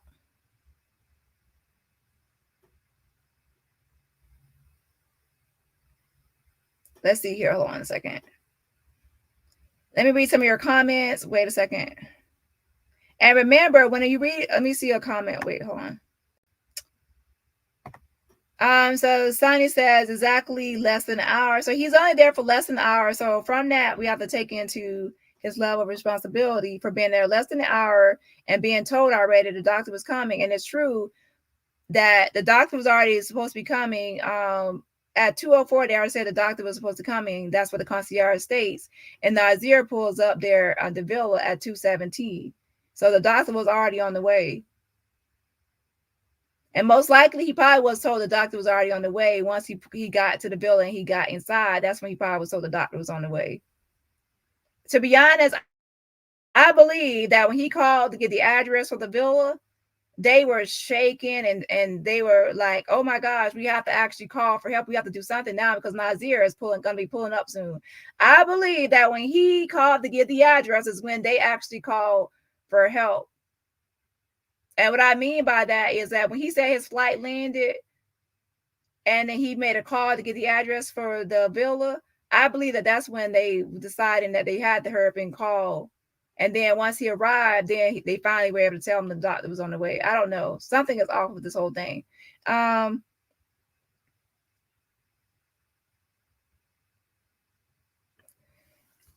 Deanna, I don't really trust the doctor's statement. I don't really trust the doctor, Carolina Ornelas. And what I mean, I don't trust her is I believe that after Shanquella passed away, the doctor has now realized that she has messed up, because the reason she has messed up is because she got there and she was going by alcohol poisoning immediately without immediately going into her own assessment. It's kind of like if you go to the doctor and you say that you're not you have some kind of illness or something else, they will actually take note of what you said, but they will do their own assessment to see what you actually have. Now, based on a medical examiner, no one can actually look at someone and automatically they have automatically know they have atlas luxation, because atlas luxation doesn't make your head hang to the side or be loose. Your muscles and your skin still hold your head in place. So that's not going to be an obvious sign that someone has atlas luxation. I already asked that question. That's not true. However, her making those, as Nazeer says, like moans and grunts is odd. The doctor should know something is weird when someone's making those moans and grunts. And also, she should know that the injuries were not in one region of the body, which would be more better, like will align more with the fall. If someone has injuries all over their body and bruising all over their body, which the doctor said, oh, the knot on her head, like things were not adding up. Even if someone said you fell, you wouldn't have injuries all over. It would be like in certain spots. So there's a way to determine that. Now, I do believe that a doctor has, I don't really believe that she has a lot of experience, because she only was like working at American Medical Center, like probably her first job as a doctor for a year and a half. I don't think she had a lot of experience, and she was probably just a travel doctor, and she would probably make like routine, regular calls to a house, because when you go to a house as a concierge, I mean, as a doctor, you're not supposed to go for emergency situations. It's only supposed to be for like regular, like visits or something routine. It's not supposed to be something emergency. Now, I can say this, that now I won't even bring that up in this live, and it's about the concierge and designated statement. I won't bring that up because that's a whole nother topic. But yeah, the doctor has a different level of responsibility than Nazeer has. But to be honest, by the time the doctor arrived, Shanquella was already barely hanging on, because she soon after lost her pulse. She soon after lost her pulse anyway. And then that's when the doctor spent a considerable amount of time trying to revive her. Yeah. So by the time, to be honest, by the time that Nazeer arrived and the doctor arrived, Shanquella was already she was barely hanging on anymore anyway. So she barely had any more time left. But yeah, the doctor, if she actually didn't take the word of the Cabo liars, she probably would have done a better assessment, and then got Shanquella help faster. But then remember, the doctor said that the fake friends were actually refusing help. And yeah, so I'm not going to go all into that right now. I'm just going on the timeline of events for Nazeer and pretty much adding in the doctor. Let me read a few. Let me go back to some more comments.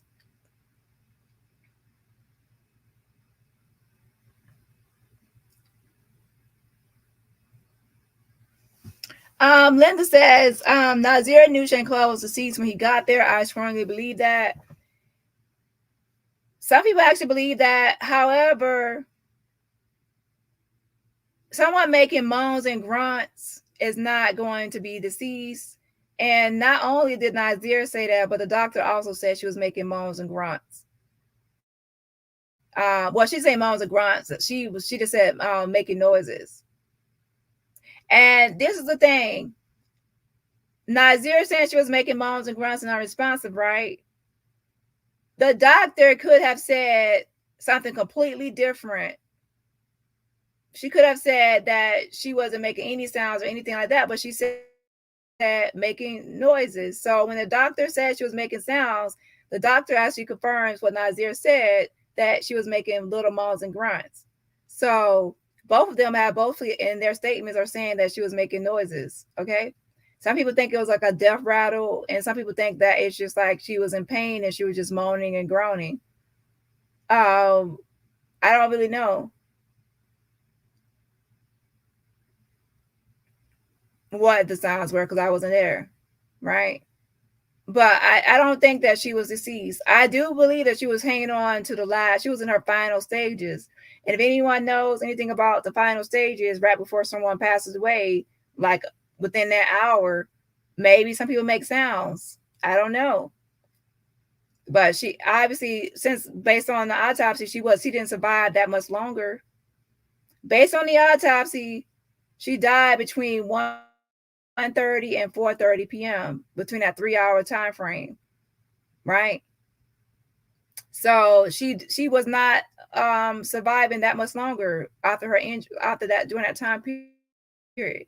So by the time Nazir and the doctor go out there, Shanquella was already on her way out. She was still there and unresponsive, but she was passing away, if you know what I mean. Actually, from the time she was injured, she was already passing away. But I mean, by the time Dr. Nazir got there, she was already like completely like gone. Let's see. Minnie says 6 showing signs of alcohol poisoning.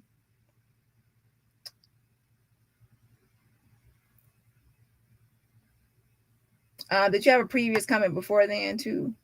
Let me see. Yeah. He was told that she was sick. Showing signs of alcohol poisoning. Yeah, exactly.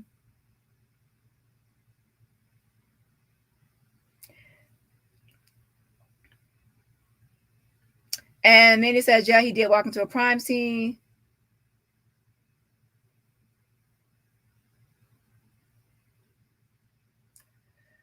Now, Linda says, Nazir said he went out and made a video at 4:30. How is he going to do a video and give CPR?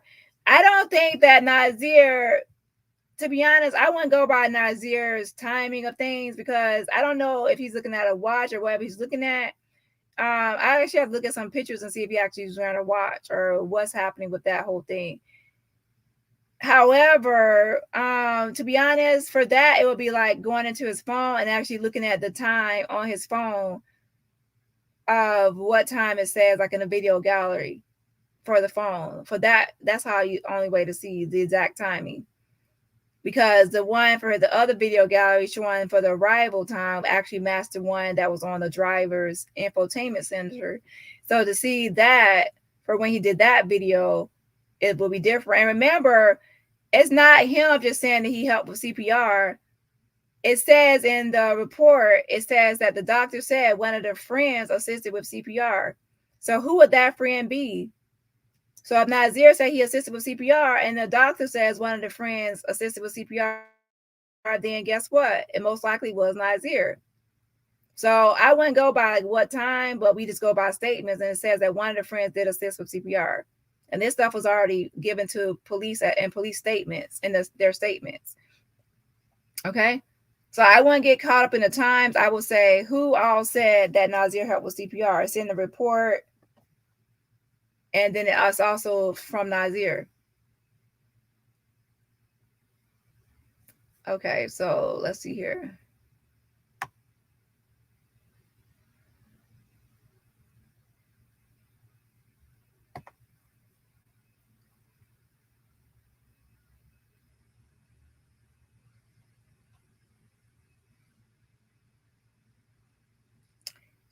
We have this. It says, Della says, Nazir didn't even have enough time to gather his thoughts. I bet everything was moving so fast walking into a situation like that. So yeah, he only had less than an hour to be at the villa. And some people believe that he was actually told everything. And when will he actually be told all of this information is the question. When will he actually be told? Because he said that when he got off his flight, he called and he was told alcohol poisoning at that time. So as soon as he got off his flight to get the address to the villa, they didn't say, hey, we brutally attacked Shanquella. They said alcohol poisoning. She wasn't feeling well. And doesn't that sound familiar? Because they also said the same thing to Salamandra Robinson. They also said the same thing to the concierge. So would it be a surprise that they also said it to Nazir? And think about it. If he's not there, why would they actually tell him everything that happened? If I'm trying to cover up something, let me tell y'all something. If I'm trying to cover up something, everybody that ain't there nobody ain't gonna find out unless they was there. Everybody else that's coming or trying to come to the scene, you're gonna get told a lie. I'm not gonna tell you anything. Like, how do I know how you're gonna react? You have nothing to lose in this. And what I mean is everybody that was there has something to lose because they helped cover up or omit and they didn't stop it, or they might have felt like they didn't stop it. They recorded it. They have some kind of participation in it. Nazir just pulling up, he can just like, oh no, I ain't got no, I don't want nothing to do with this, right? And then he can be like, because he wasn't there. So why would someone tell him everything? So at first I was thinking that, but now looking at the timeline, he only has like an hour, less than an hour. And then when he gets there, they're acting differently from usual, greeting him. And then you can say, well, it's because Shanquella has alcohol poisoning and she's this or that. That's why their mood is down. And I'm like, well, they know it's not alcohol poisoning though. When he arrived, they already knew it wasn't alcohol poisoning. They already knew about the brutal attack. So it's not like if someone drunk too much and you're like, oh, the doctor's on the way and they drunk too much, they're going to get an IV and they're going to be feeling better. This is like someone was brutally attacking. Y'all know it's more than that. And they're brutally attacked and they can no longer talk or move anymore. They knew it was more than what it was, right? And then why didn't they help with CPR? Why is the person that just got there for less than an hour, why is that person having to help with CPR with the doctor? There's an old saying, or there's a saying, or there's a certain thing that happens when an incident occurs. The police always ask, who was the last person the victim was seen with? Who was the last person the victim was seen with before help arrived? And the help will be the doctor and the police. And guess who that is? Nazir, the person that came less than an hour and that was also lied to, right? So, yeah. Hold on a second. I think an accident happened when moving her between 1:30 and 1:50.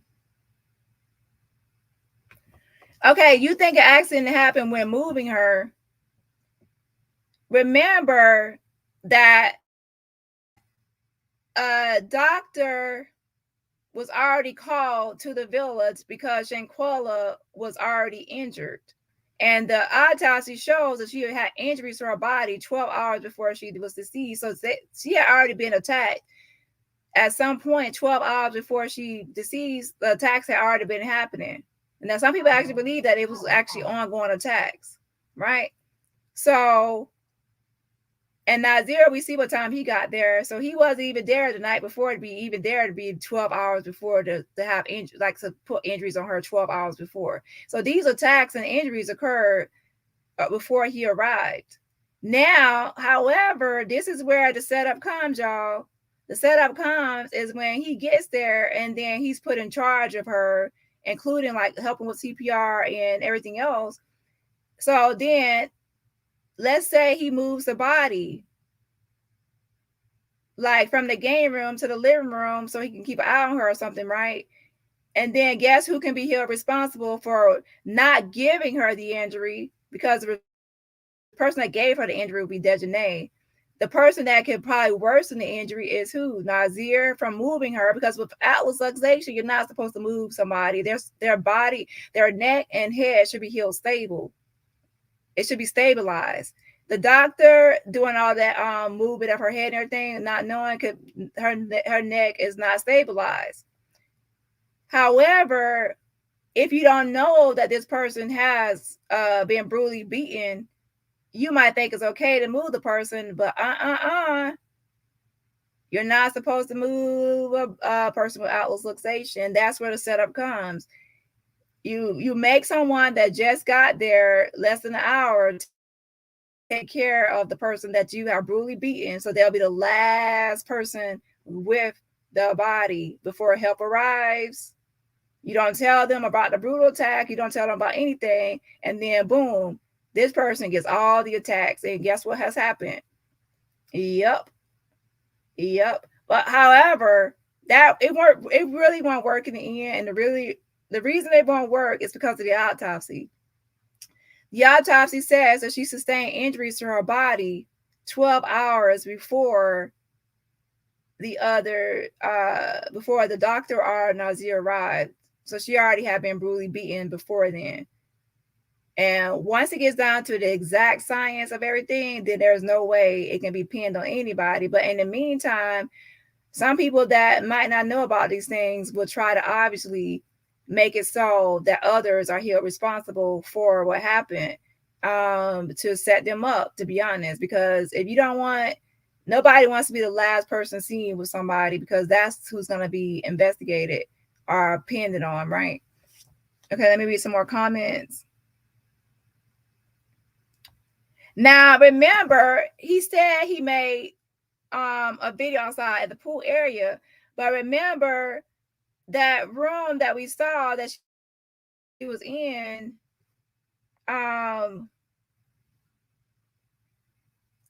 one of the rooms, I have to look at the villa again. You can actually see, you can actually be at the pool area, like through the glass.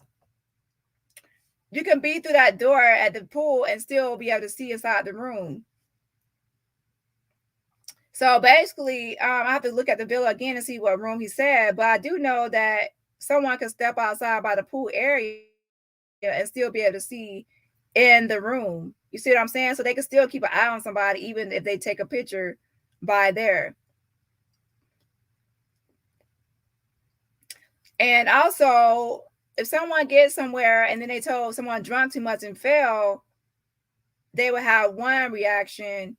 If they get somewhere and they told someone was brutally attacked and now is unresponsive and stop being able to communicate and how savagely and brutally attacked they were, and that's why they got all their whole face, and he described the eye as not a black eye. He called it like a blood vessel in the eye. And I showed a picture. So if it's not like a black eye, her eye was blackened. It was like a red blood vessel in her eye. And then the busted lip. So there's a difference between being told like someone being brutally attacked and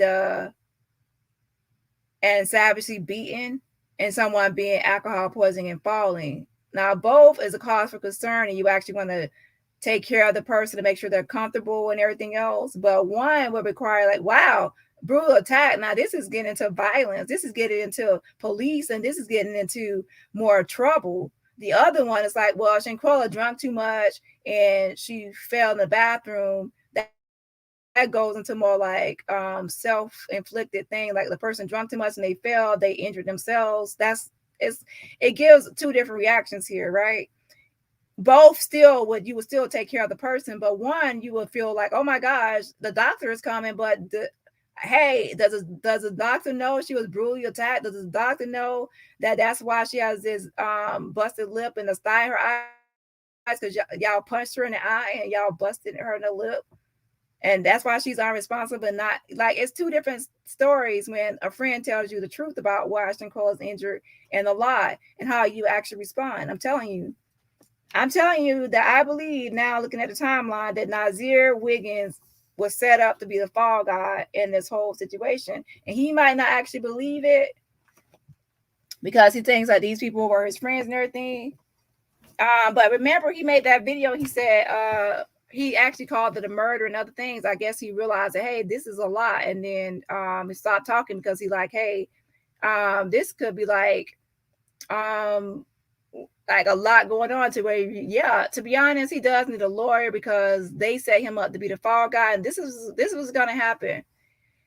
Dejanay's lawyer and everybody else's lawyer, their job is to defend their client. And to defend their client, they need to shift the blame to somebody else. And to shift the blame, they need to say, my client wasn't the last person seen with this person. Even like they were the last person to see with this person. And maybe that she would have survived if she had not been moved. If her body had not been moved and her neck had been stabilized by either Nazir moved the body and then the doctor was moved, like had her like CPR as well, things like that. If they had not done that, then Shanquella could have survived. And then, so technically, that would be like, remember, in order for someone to get homicide, you have to be responsible for their death, right? But anyways, either way it goes, it will be outlet luxation, and what killed her was outlet luxation. However, not everybody dies from outlet luxation. If you actually get medical help and attention and you get surgery and help, then you can actually survive from that condition. So they can argue that, hey, Dejanay tried to get her help, but then the doctor didn't do her job and do a proper assessment. So then now she died, but even though, so it's a lot, it goes more deeper into this, y'all. I'm telling you. And what I'm getting into is the whole defense, like a whole lawsuit and how the trial can go and how people can argue different points. So to be honest, the FBI and the Department of Justice have a lot of work to do to make sure that they dot all their I's and cross all their T's, because a game has been played here, and a game is a cover up, and they have to actually make sure they get all the people responsible, and have enough evidence, not just say who's responsible, but actually have enough evidence to prove it. Yeah, it's a lot, y'all. It's a lot. And what I mean is, in the court of law, when this goes to trial, there are going to be a lot of things pulled from this whole thing. And so if she had Desiree Jackson has a good defense attorney, there's a lot of things that can be pulled. And that's why the FBI knows this. And trust me, they are on top of it to try to get to the bottom of this. Woo, child. They are, it's a mess. This is a mess, y'all. I'm telling y'all.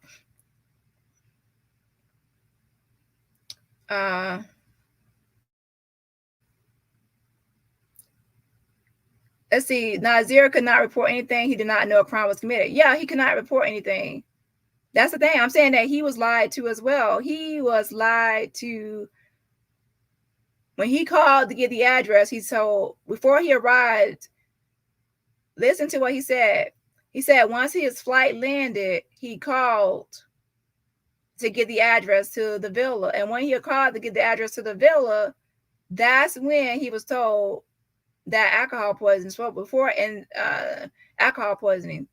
So they already had lied to him before he even pulled up that she was sick and not feeling well, alcohol poisoning. And then remember that she fell in the bathroom too. Do y'all remember the article? I hope everybody already remembers the article that said that she fell. They said that she drank too much and fell in the bathroom.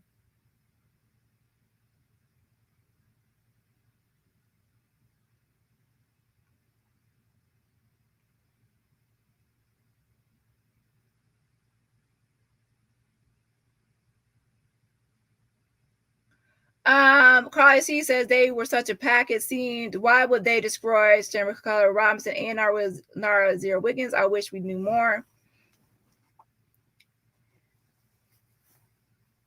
I don't believe that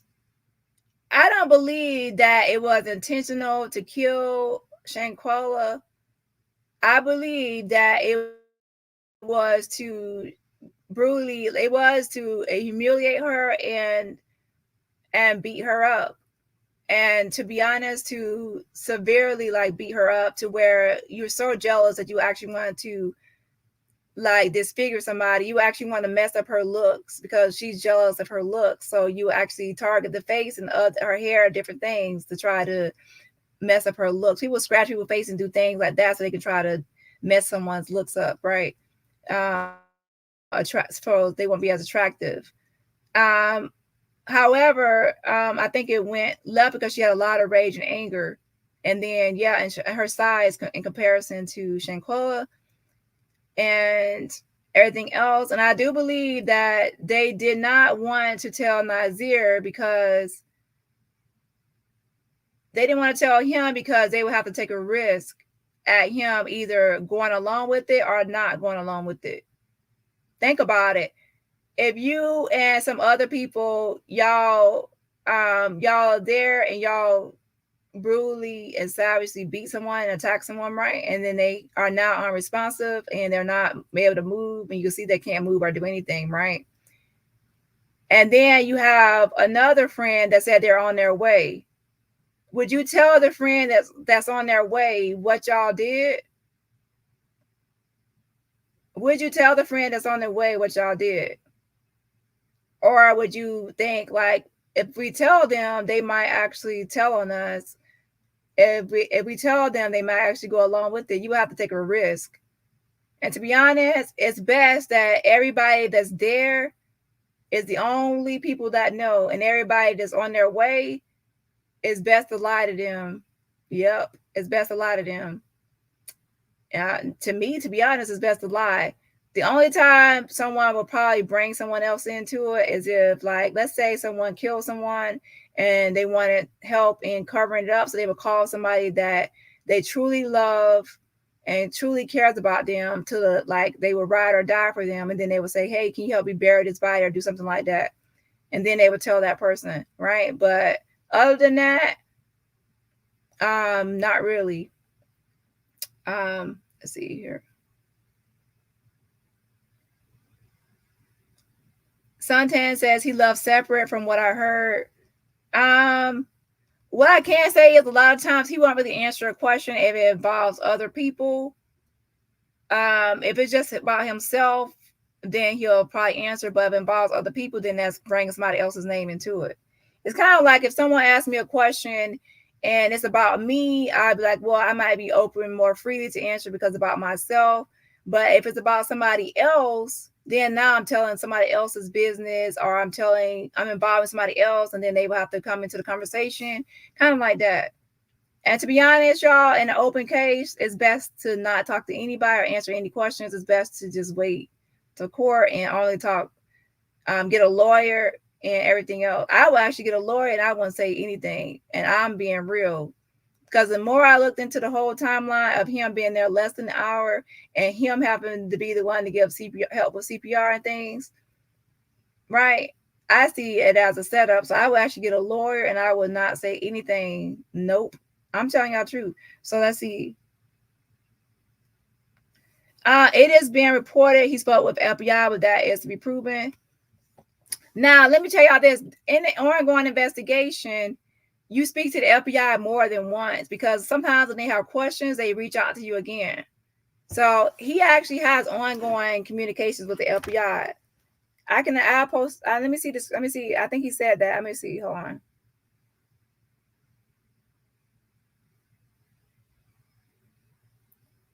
Let me read the message again, because I think he did say he has ongoing conversations with the FBI. Hold on 1 second. So he's in frequent, for people out there, he is, I think he said he's in frequent contact with the FBI. So any questions they have, he answers the questions. He's not like in hiding or running. He actually is maintaining lines of communications with the FBI. Okay. Wait 1 second. And remember, sometimes when the FBI questions you and you give your statements and everything, right? Obviously, during the investigation, they might have another question that they didn't answer before. Kind of like now when I have, oh, what is this question or this question? Questions might pop up and you'll reach out and say, hey, what about this or that? So let me find it. Hold on. So he's not in hiding. He actually is answering any questions the FBI has. Wait, hold on.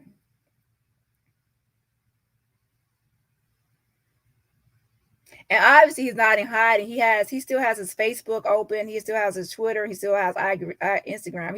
He's the only one not hiding his pages or anything. I'm telling y'all, once y'all actually look more into it, y'all see that they actually is actually setting him up for to be there and to be the one. When you get there, and then somebody else should be actually taking care of Shanquella. They should be taking care of her when the CPR needs to be done. The people there should actually be helping. Why, when Nazir gets there, they automatically put him as the one over Shanquella? Think about it. I'm telling y'all, I know a setup when I see one. And to be honest, I'd be like, why isn't the other people that were there the whole trip, why are they the one helping with all this? It doesn't make sense. Hold on.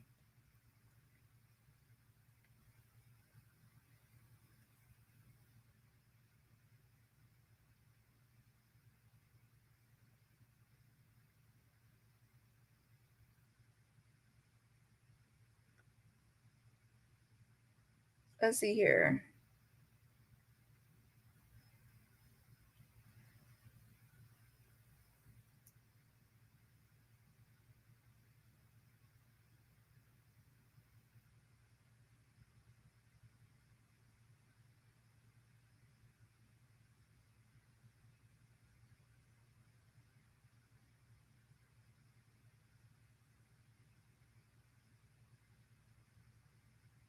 Wait 1 second.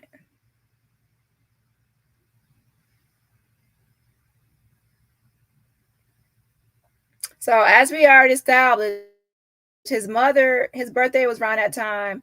His mother, he got the tickets because his mother had just got a job recently in 2022 at the airport. American Airlines, so that's how he got the tickets, right? So he's probably not, to be honest, he's probably not coming on a trip with a lot of money of his own money on this trip, to have a lot of money to be able to do whatever with. Hold on. The others have already had this planned out and probably saved up money and have done other things. His mother had just got him the tickets, I think October 25th or 26th or so. Hold on 1 second. It's probably gonna take me a second because I have to scroll through these messages to see which one mentioned it. Now I do remember him saying something about FBI. Hold on. Where is it?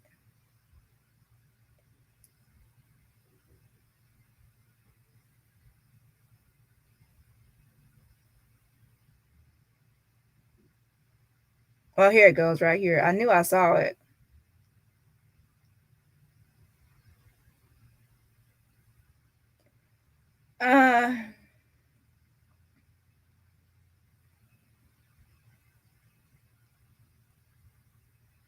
Okay, so y'all give me a second. I have to screenshot it.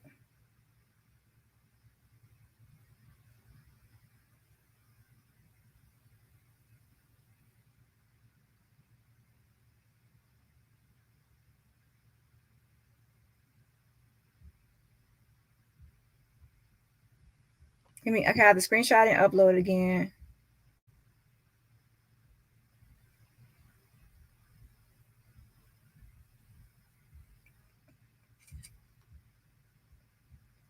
Okay, it says it's all a time thing.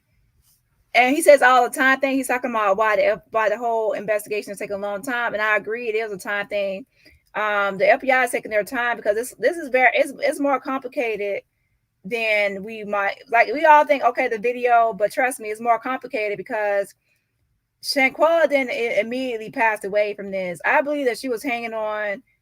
She was like, not a lot of times when victims are brutally attacked, they don't just immediately pass away. Some of them actually, and not saying that some are just weaker than others, but I'm saying sometimes in some cases, people actually hang on for as long as possible because they're trying to survive and they're trying to be able to get their story out and tell what happened to survive. So I believe that she hung on with this condition, Atlas isolation, for as long as possible. That's what I do believe. I just get this feeling that she hung on for as long as possible. And that's why it says that she had injuries on her body 12 hours before she was passed away. She actually hung on for a long time. And I believe that they didn't immediately get her help. They actually, to me, I believe that they probably wanted her to succumb to her injuries, but then they realized that they had to get help, because I believe that they tried to get help, to be honest, once they realized that others were coming. I actually would want to know more about the maid as well. Hold on.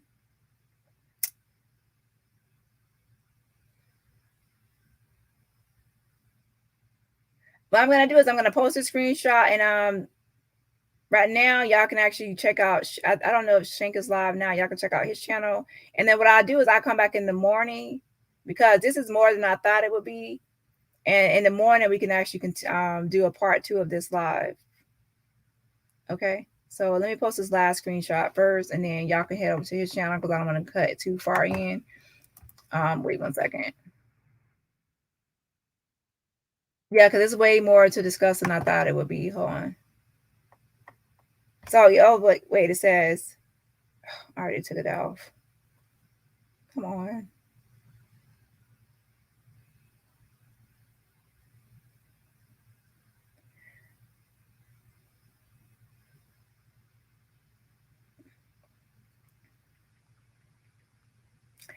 Let me tell y'all something. Some people, look,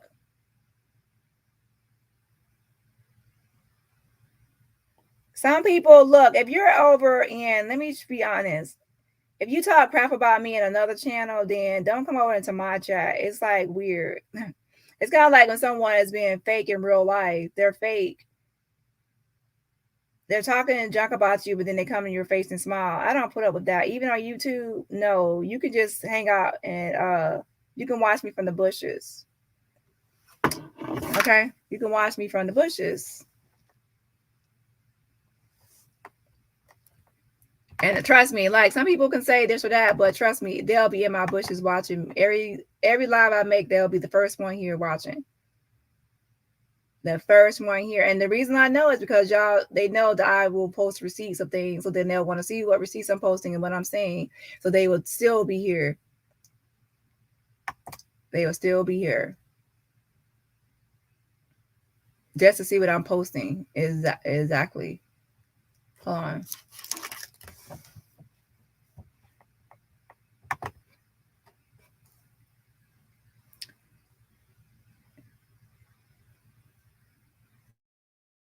Okay, it says it's all the time thing. The FBI agent I speak with daily tells me it's above his pay grade when the press statement will be released.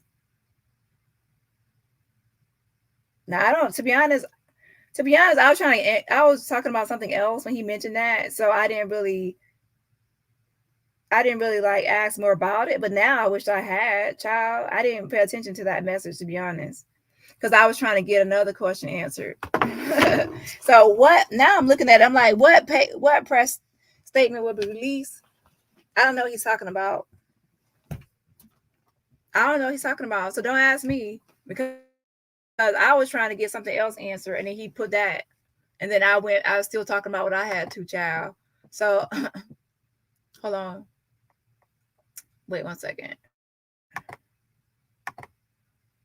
So this will be my last screenshot, and I will come back in the morning because this, and then I know I said open panel and chat, but I don't want to cut too much into other people's live that they are playing as well. I'll come back in the morning, and I'll definitely be able to stay on longer too. Okay, y'all.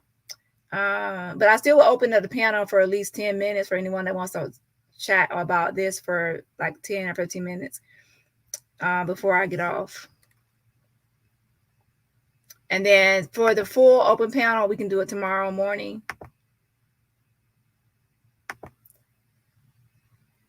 So here's a join link for anyone that wants to come up for like 10 or 15 minutes. After I post this last screenshot right here. So that's the join link. Let me check for any super stickers because I don't want to miss out anybody's super chatting or send a super sticker.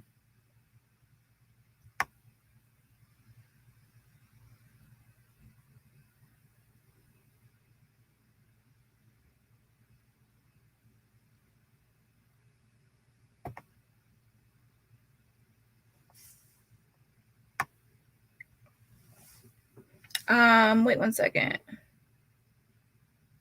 I don't know a time yet. What I want to do is,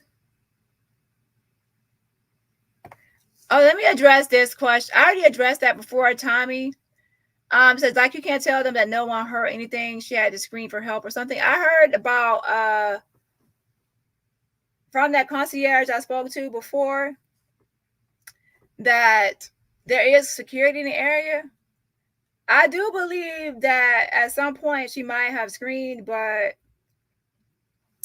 I don't think that, like, for instance, like during the video, someone questioned me before and said, why do you think that she wasn't really screaming in the video?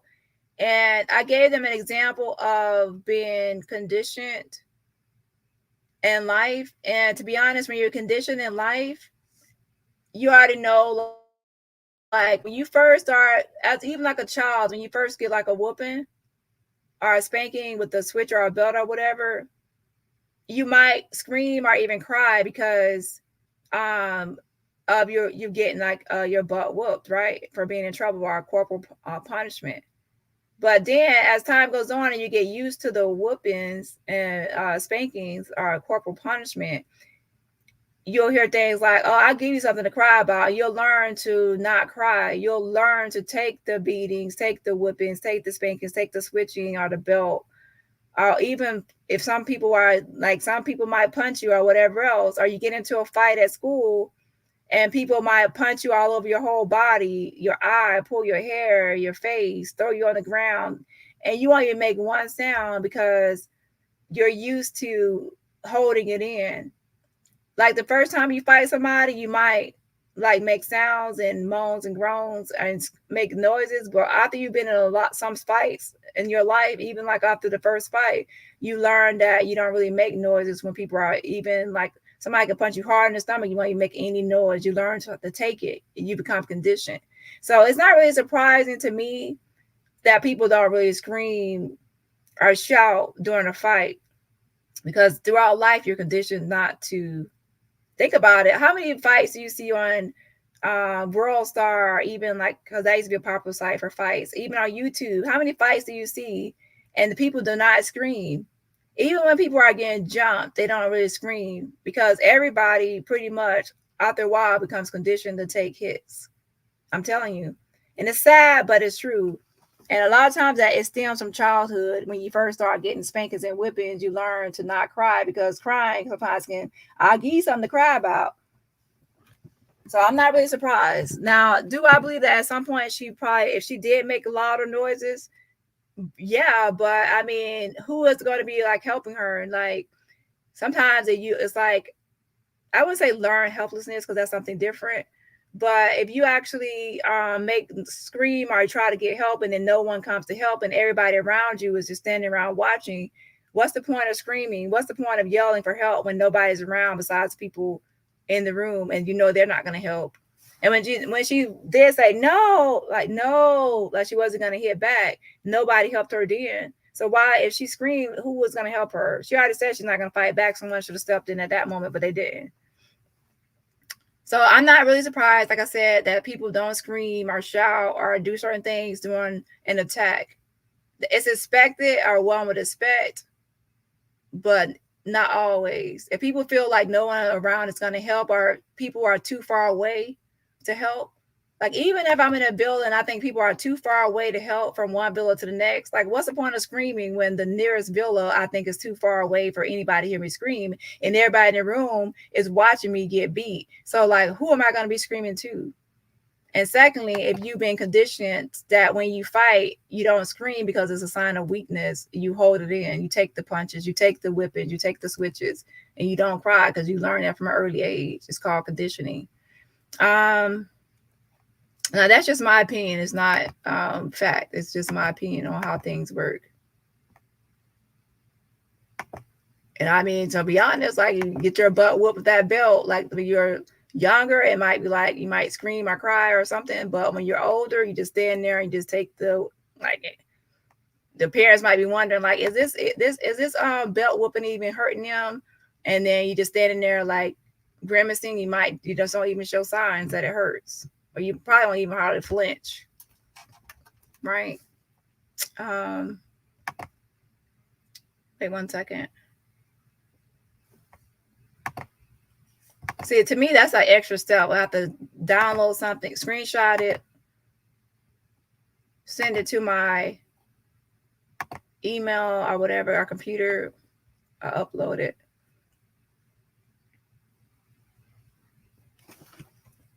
And then I have to watermark it.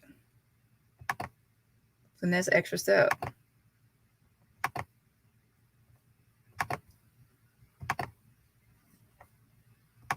So yeah, so this one right here would show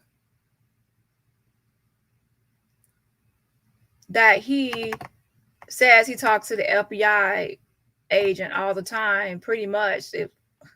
Think about it, like, you cannot sit there and take one statement from somebody and think that's it. As the investigation goes on, other questions comes up. Other questions will come up, and you will say, I need this question answered too. So that means that you will have to reach out to people again and get that question answered. Well, this is my last screenshot for the night, and then I will look over things and then decide what I will post for tomorrow to get more into this timeline. But what I want everybody to think about is, what can he be responsible for since he was lied to on his way there? The doctor was already on the way. He was told alcohol poisoning, that she fell in the bathroom to make excuses for why she has injuries. And he was only there for less than an hour, maybe 50 to 55 minutes before the doctor arrived. And then he was the one to help with CPR. And then he states that he did not know about the brutal attack until the video was leaked. And that's when he came and made a video. Okay, so wait 1 second. Right now I'm uploading it to StreamYard so I can show y'all. And I think I saw super sticker, so let me address that before I close out too. Okay, I think it was, let's see. Shout out to AP Urbans. I don't know. I think I already shouted you out earlier, but just in case I didn't, thank you so much. Yes, Auntie. Yes, thank you for the super sticker. And so shout out to you. And everybody else, make sure you support the channel for free just by hitting the like button. Where are we at with the likes on this video to make sure this video get into the algorithm? So make sure you hit that like button. And if you're just getting here, you have to catch the replay. We discussed flights, where he got the tickets from, who purchased the tickets most likely through their employee benefit or whatever. Hold on.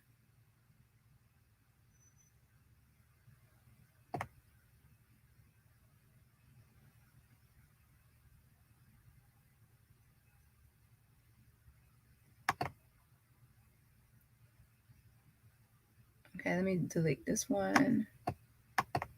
So, okay, so now he's saying that what is this?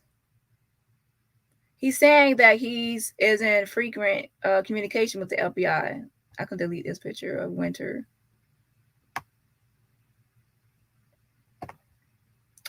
So, to be honest, I don't know if moving forward we would have that many questions answered. Is because I think I probably scared him now because I'll be honest, I'm not an upfront person, and I'm just gonna be realistic that I believe that it's a setup, and that once he got there in that short amount of time of arriving, that they put Shanquella in his care for him to be the last person with her, not telling him anything about her condition, real condition. What I mean by real condition, I mean, they didn't tell him that she had been brutally attacked, and that's why she was like this. They told him that she had been drunk too much and fell in the bathroom.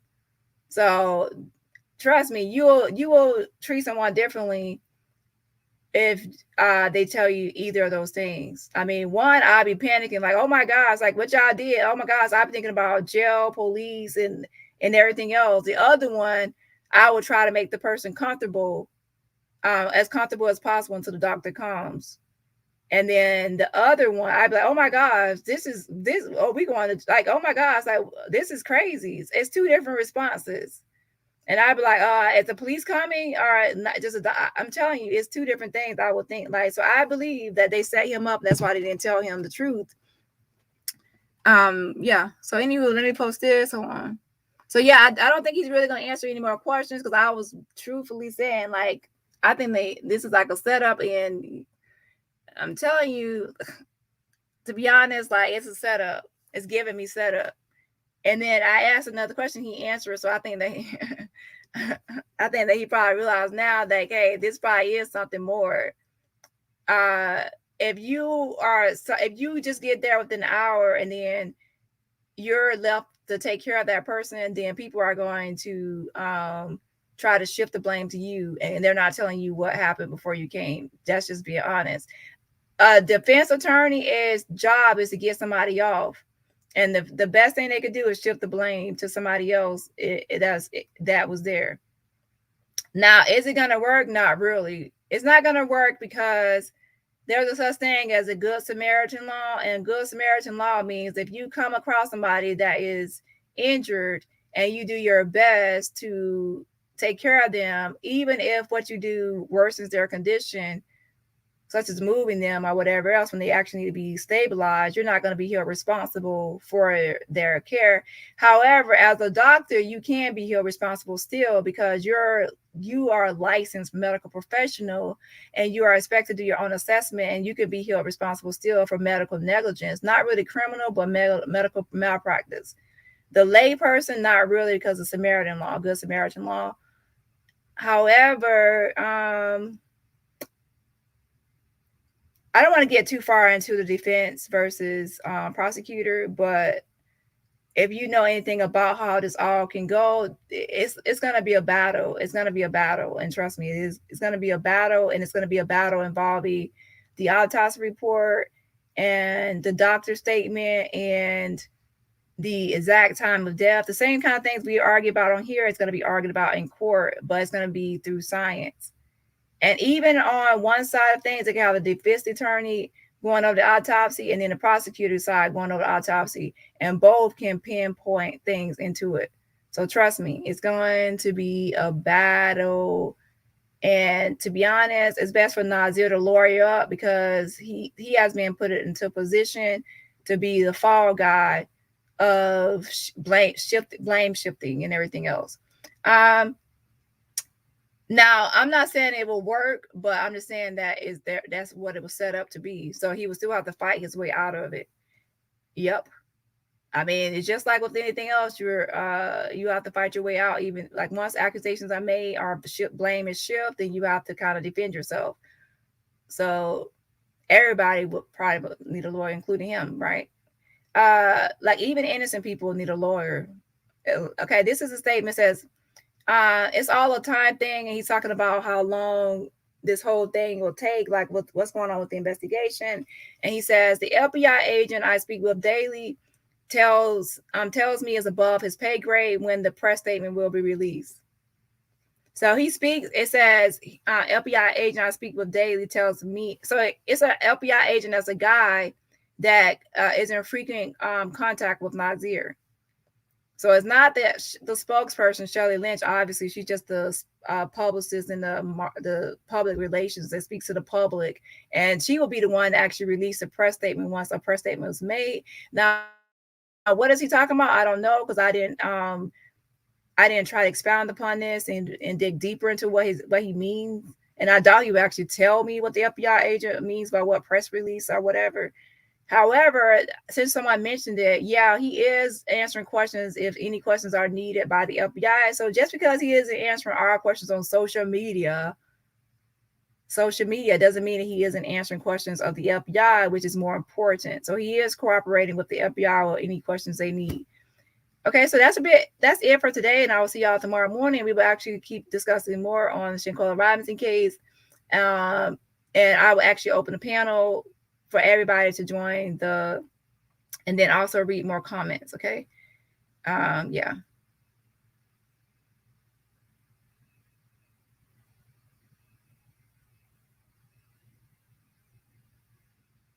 Hey, Miss M. Miss M says, I never speak to police without legal representation. Not y'all. Yeah, some people actually want to speak to even the FBI, different people without a lawyer, but I guess he's doing it. I mean, he has, to be honest, a lot of time. I don't know if he has a lawyer or not, but usually when someone has a lawyer, the lawyer advises them not to speak to anybody. I don't think he has a lawyer. I think he just feels like he's innocent and there's nothing that can be put out that will actually make him guilty of anything. I mean, to be honest, if I'm innocent, then I'm not going to be worried about anything really, because everything I'm saying is the truth. So why would I be worried about going to jail or what I would say? What I mean, you know what I mean? But if I'm guilty, I wouldn't say anything at all, to be honest. I wouldn't say anything at all if I'm guilty of something. But if I'm innocent, then I would actually want to defend my name and defend myself, and I would just speak the truth, because I mean, the truth never changes. Lies change, but the truth doesn't change. Yeah.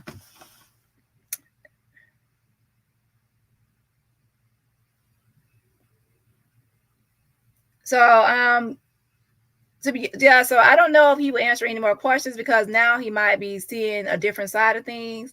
And that is, just like with y'all, I'm honest. And I'm like, this timeline of events is not really adding up to, number one, if someone is my friend, they need to tell me ahead of time.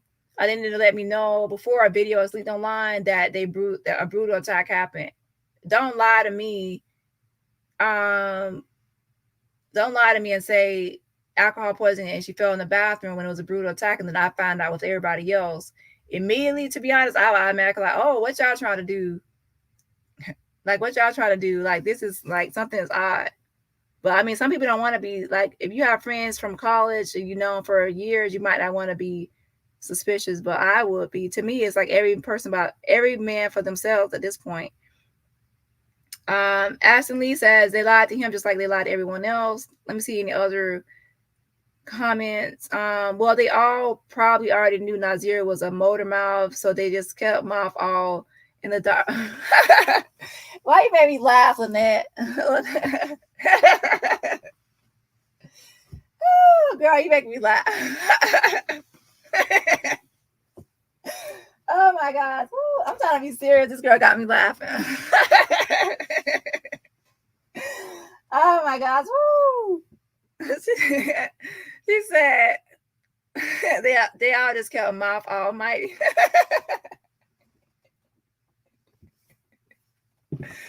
I'm laughing, but it's kind of true. Like when you have somebody you know that will talk.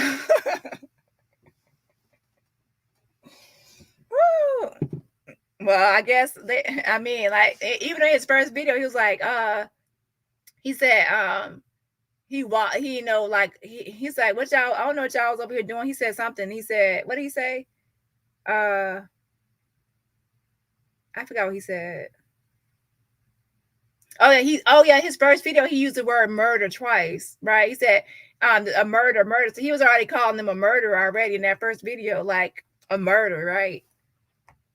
So he was already calling like the murderer. So yeah, exactly. Like he's already gonna come out and say stuff, right? So like exactly, Dani. So let's see here. Like, I mean, to be honest, in that first video when he called it a murder, he was already snitching on them. And I don't mean like snitching like as in Gerald Jackson said, oh, snitching. I mean in literal sense, when you're telling on somebody else, like you're like, hey, this is what they're doing. And to be honest, people say things about snitching and use the word snitching, but in this case, we want somebody to tell. I mean, if it's your relatives, you want people to snitch. So I really don't like the word snitch, right? But I mean, to be honest, when you are telling anything on your friends, people will say you're snitching. So I mean, we want people to tell our talk. And as you can see with this, he's talking to FBI daily. So hey, that's what he's doing. So he's not hiding. Just because he's been speaking to us every day doesn't mean he's been speaking to the FBI. And to me, I really don't like the word snitch, because if it's anybody else's family or relative, then people will want people to tell. But then then people say, oh, why are you snitching? Why are you snitching? So I really don't like that word. To me, it's kind of selective outrage. If somebody's a snitch when you don't want them to tell on something, but when you want them to tell, then you'll say they're covering up. But then when the person is speaking, now you're calling them a snitch. You can't have it both ways. And to be honest, a lot of crimes are not solved because of the word snitch. People don't want to be seen as a snitch, so then a lot of crimes are not solved.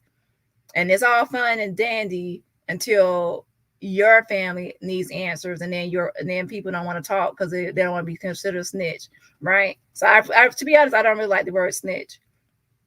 If it's something like childish that somebody's snitching on, then it's different. But if it's something like a crime that needs to be investigated for somebody to get justice, I really don't like the word snitch. And to each their own. Okay, so to me, if someone's just coming, like telling what needs to be said and the truth, so some victim out there can get justice.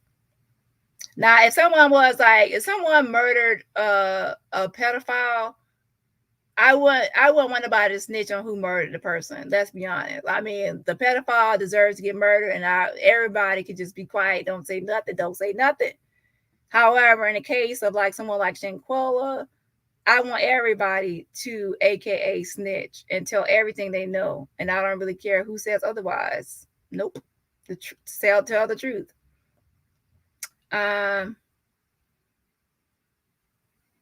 Exactly. If you unalive anyone, don't tell me, because I will snitch. Exactly. So that's what I said. But now, if you unalive a pedophile or someone I feel and I know 100% is guilty of that crime, then I'll keep it a secret. I ain't telling nothing. And I know 100% that person is a pedophile. I'm gonna keep it a secret. But anybody else, nope. And you better hope and whether I get a reward or not, I'll still tell. All right, y'all. So that's about it. So I think y'all see some things today that he actually is answering questions. He's not just in complete silence. He's actually talking to the FBI and answering any questions they have. Let's see here. And I will see y'all in the next live. So hit that like button on your way out, and I will see y'all later. Bye. Yes, hit that like button on your way out. He looked like he'll tell. I'm glad he's telling, child. I am glad because I mean, Shanquella needs justice, so someone needs to speak up.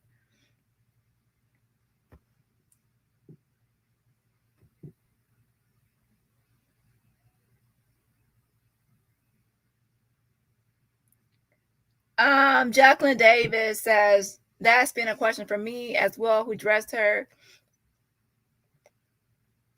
I do believe that she was already dressed, and she was dressed before he came and she was put into the game room. Now I don't know who dressed her. The best person to dress her is probably Elise. To be honest, I think that Dejanay was actually put in charge of a lot of things, and here's why I will end on this. If you are the one that everybody knows in the villa that did the attack,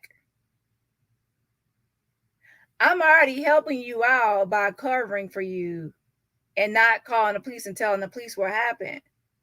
I'm not going to help you out further by helping with Shanquella. And what I mean by helping, I probably won't want to touch Shanquella or put any, I wouldn't want to be around Shanquella or touch her or do anything to her, because then that will be evidence of me.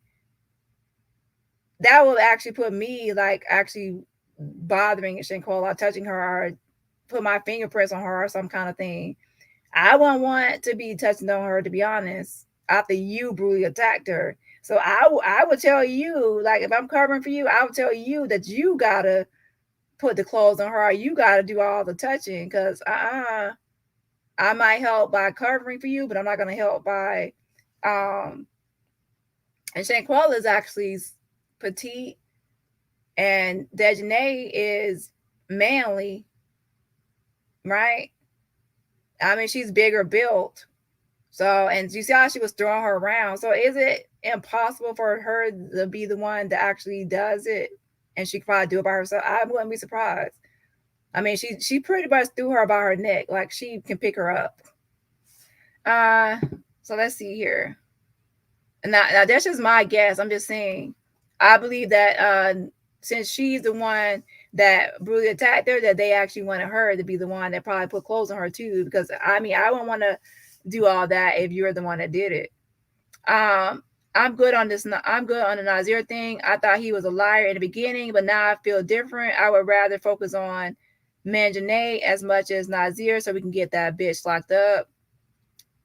The focus will still be on Nazir, is because he's the only one that has put out statements and put out information. Is the only one talking. Well, was talk. I don't know if he'll still talk. I mean, to be honest, some people might talk until they realize they're in some hot shit, like all the way where, like, then they might be like, I might actually need to stop talking until I get a lawyer. I will discuss some more stuff in the morning as far as how that went, and then I'll actually get into that in the morning. Okay, so let's see here. I feel that they need to be worried about the DA and ASUA in case when US gets it. Woo, child, it's a lot, I'm telling you. Thank you again, once again, Dani. Have a good night, everyone. Have a good night. Good night, everybody. LT Jones says, did I miss the return flight info? Do we know if Nazir flew back with them? What I do know is that he said, I think in a video, I think he said left 3:30 on Sunday, left at 3:30 on Sunday. And I don't know how they got back with the flights. I don't know if they took a flight home or they took another mode of transportation. No one knows really. Like, did they take a flight or did they actually like drive back or go another way? Remember, you can easily cross the border. Let's see here. So I don't know. Some questions I will have to ask. Or I don't, like I said, I don't know if he'll respond or not. The cover up translated to conspiracy to commit a crime and conceal it. Definitely, there's a mission and cover up. Definitely, anybody in that house at the time she was brutally attacked is a part of cover up and omission because they did not tell the truth about why she was injured. She was injured because she was brutally attacked, not because of alcohol poisoning, and not because of a fall in the bathroom. So anybody lying and saying that is guilty of cover up and omission and definitely should be charged. Yep. And so they need to be arrested as well. Right now they want designated, but they will come out the others as well for cover up and omission. Yep. All right, so I hope this answers y'all some questions as far as like Nazir, and I will see y'all in the morning. And again, thank y'all all for the super chats and super stickers and everybody that this blame shifting is actually like a psychological term, but I actually misuse it a little bit. What I mean is I reversed the words. I mean, they're going to be shifting blame. They're shifting blame to Nazir and the doctor is what I think the defense will do. Yeah. So I don't mean blame shifting as in the psychological term.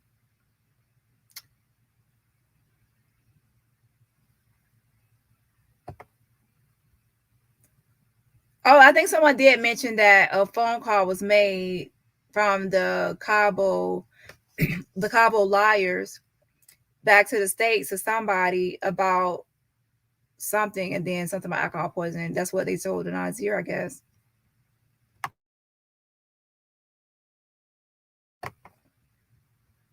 But that's in another video too. Yeah, she was in shock. You can't scream when you're in shock.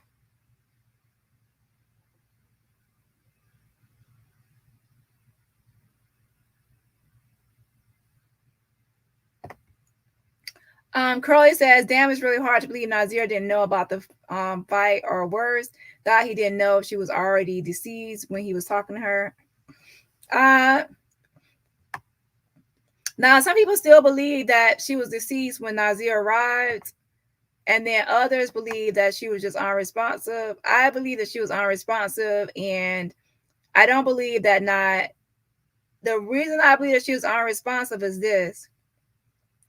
I think Cheryl brought this up as well. The maid allegedly found her in the bathroom, right? If the maid found her in the bathroom and Shanquella was deceased in the bathroom when the maid found her, the maid definitely would have reported it to the concierge that she found a deceased body in the bathroom. That's something major. No one just finds a deceased body in the bathroom while they're cleaning and then says, oh, let me go back to my regular day. Let me not tell my boss, and let me not tell the concierge or Cabo Villas that I found a deceased body. That's like something major. Let me not tell anyone. I'm just going to leave. So I don't believe that happened. Okay.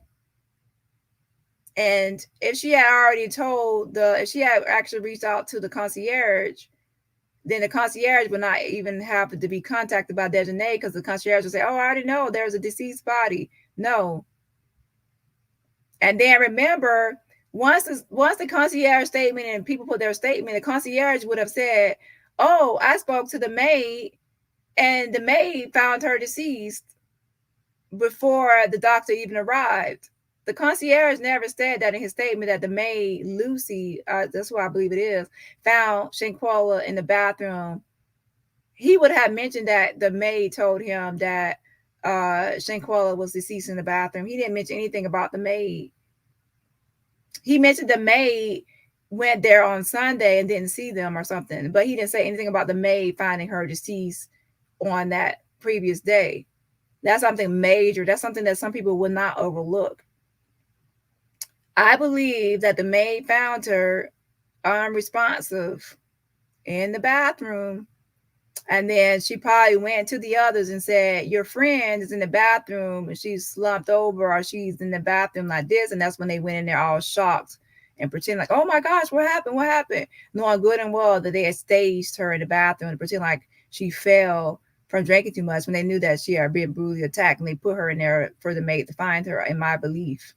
And at that point, they probably took her out of the bathroom, and then they put clothes on her, and then they kind of like told the maid, we got it from here. She just drunk too much and we got it, blah, blah, blah. And then, yeah, I don't know what time the maid came. And at that point, I don't know what happened. But I believe that she was unresponsive, and that's how the maid didn't report her as being deceased or whatever. And to the boss and everybody else, because it would have ended right there, like as far as her being deceased, and then they would have contacted the concierge and said she's deceased, but they didn't. They contacted the concierge and said she had alcohol poisoning, and then Nazir came, and then Nazir called and said he was on his way, and what's the address? They said alcohol poisoning, and she fell too. So, anyways, for her to already be deceased before Nazir arrived, it doesn't really add up to the timeline for the maid to find her deceased, and then Nazir to come and say she's alive and unresponsible, and the doctor say alive and unresponsible, and for Dejanay to say, to call the concierge and say she's alcohol poisoning and this or that. That doesn't really make sense for her to be deceased, because the concierge, the doctor would have got there immediately and call and text back to the concierge, hey, she's already deceased. But instead, she asked the doctor only texts the concierge that she needs emergency help, and then the friends are trying to figure out something with insurance or whatever. So she was still alive, in my opinion, but just unresponsive and barely hanging on. Because as we can see with the timeline, she passed away shortly after the doctor arrived, and then the doctor tried to resuscitate, and it didn't work. Now, some people still will believe that she was deceased already, and that's everybody. Everyone has the right to their own opinion. I'm just giving my opinion, but yeah, some people still will believe it. Okay, so, but I believe that she had moans and grunts, like Nazir said, and she was hanging on, and making sound, the doctor said she was making sounds, but the Sue Ann Robinson didn't give a good description. Okay, I'm gonna read one more comment, then I definitely will have to go, y'all.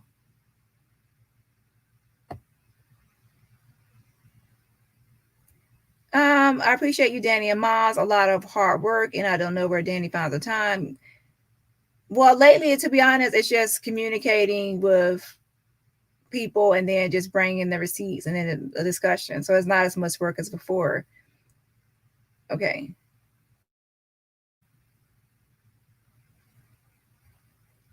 And probably figure since he says he is innocent, he could talk because he has nothing to hide. Exactly.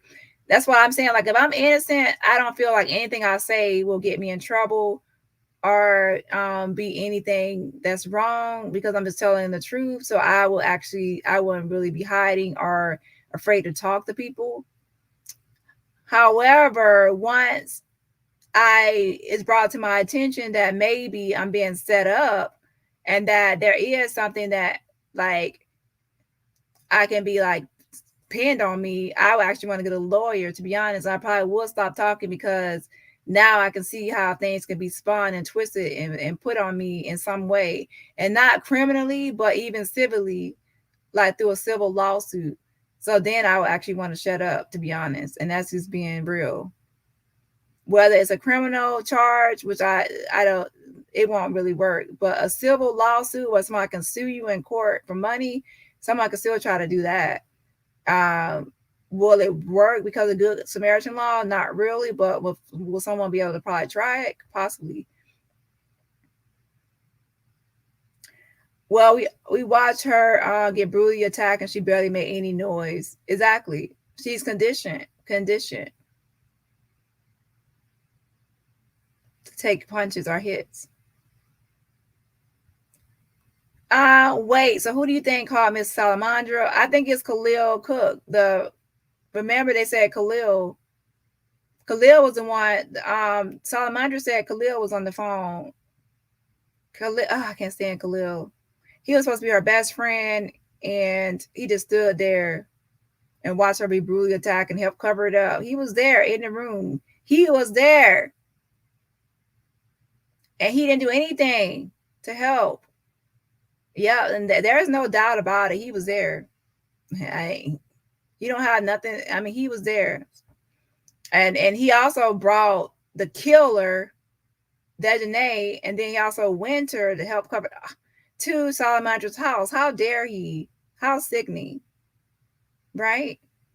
So yeah, they definitely will be charged with cover up an omission. Everybody responsible for Shanquella's death will be held responsible. Okay. Good night, Ma. Oh yeah, thank you, Maz, for helping out. Okay.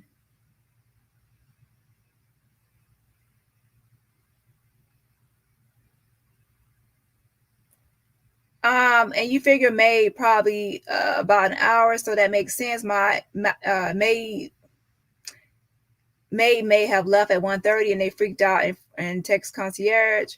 Yeah, a good thing is we would need to know about when the maid came. What time did the maid come? Right.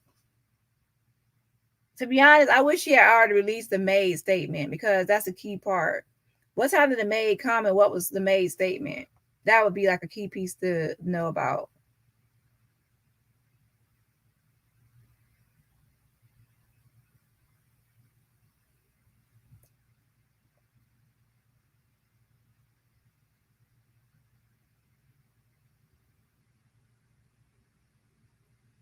I missed the comment. What was the comment about?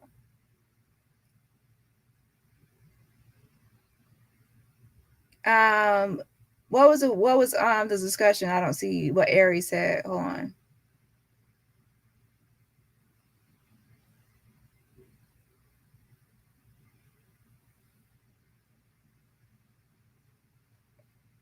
on. Someone please spell the green seat where name for me. That's Khalil Cook. Khalil Cook. She said green seat, the one in the and that green leprechaun looking suit with the pants too short and tight. Okay. Okay. So shout out to Aries for the super sticker. Shout out to you for the super sticker.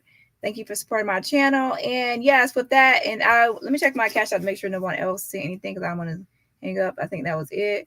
So Aries, okay, there is one. I'm glad I checked before I got offline. So shout out to Lynette Green for the cash app. Yes, auntie, yes.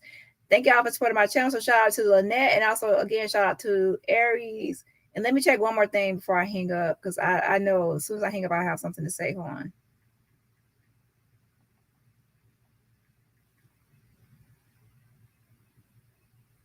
Okay, so y'all go ahead and check out Shank Rock's channel. He has a panel, and I think he might be on there all night. So y'all go ahead and check out his channel, and I'll see y'all later.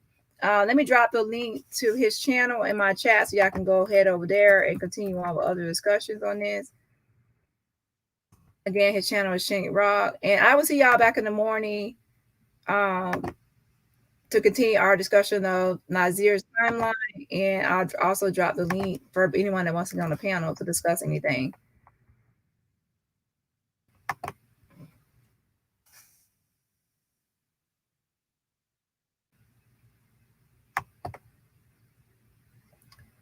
Ashton, I don't really think he has a lawyer, because any lawyer you have would advise you not to speak on anything. They would say, don't speak.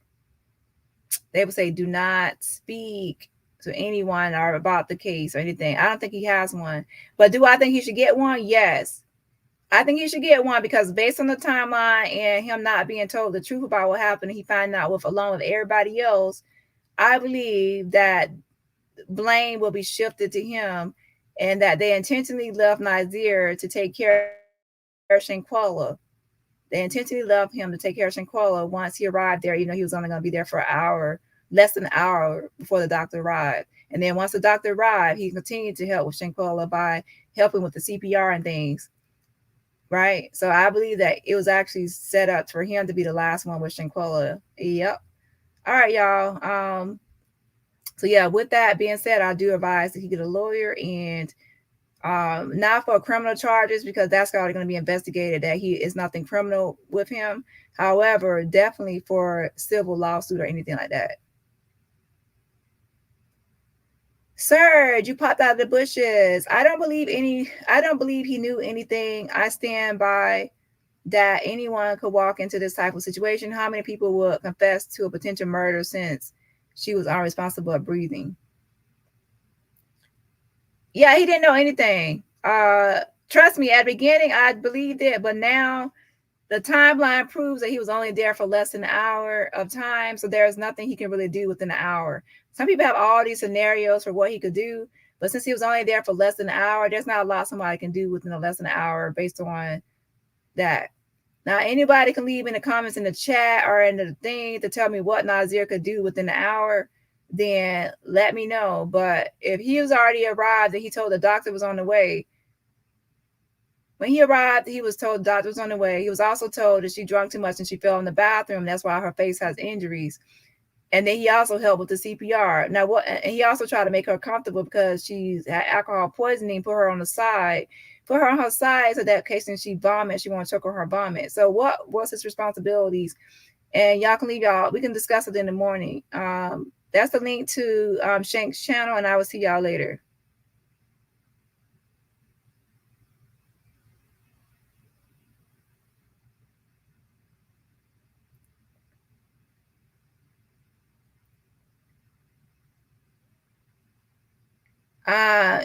Yes, was Shanquella on her way to her transition?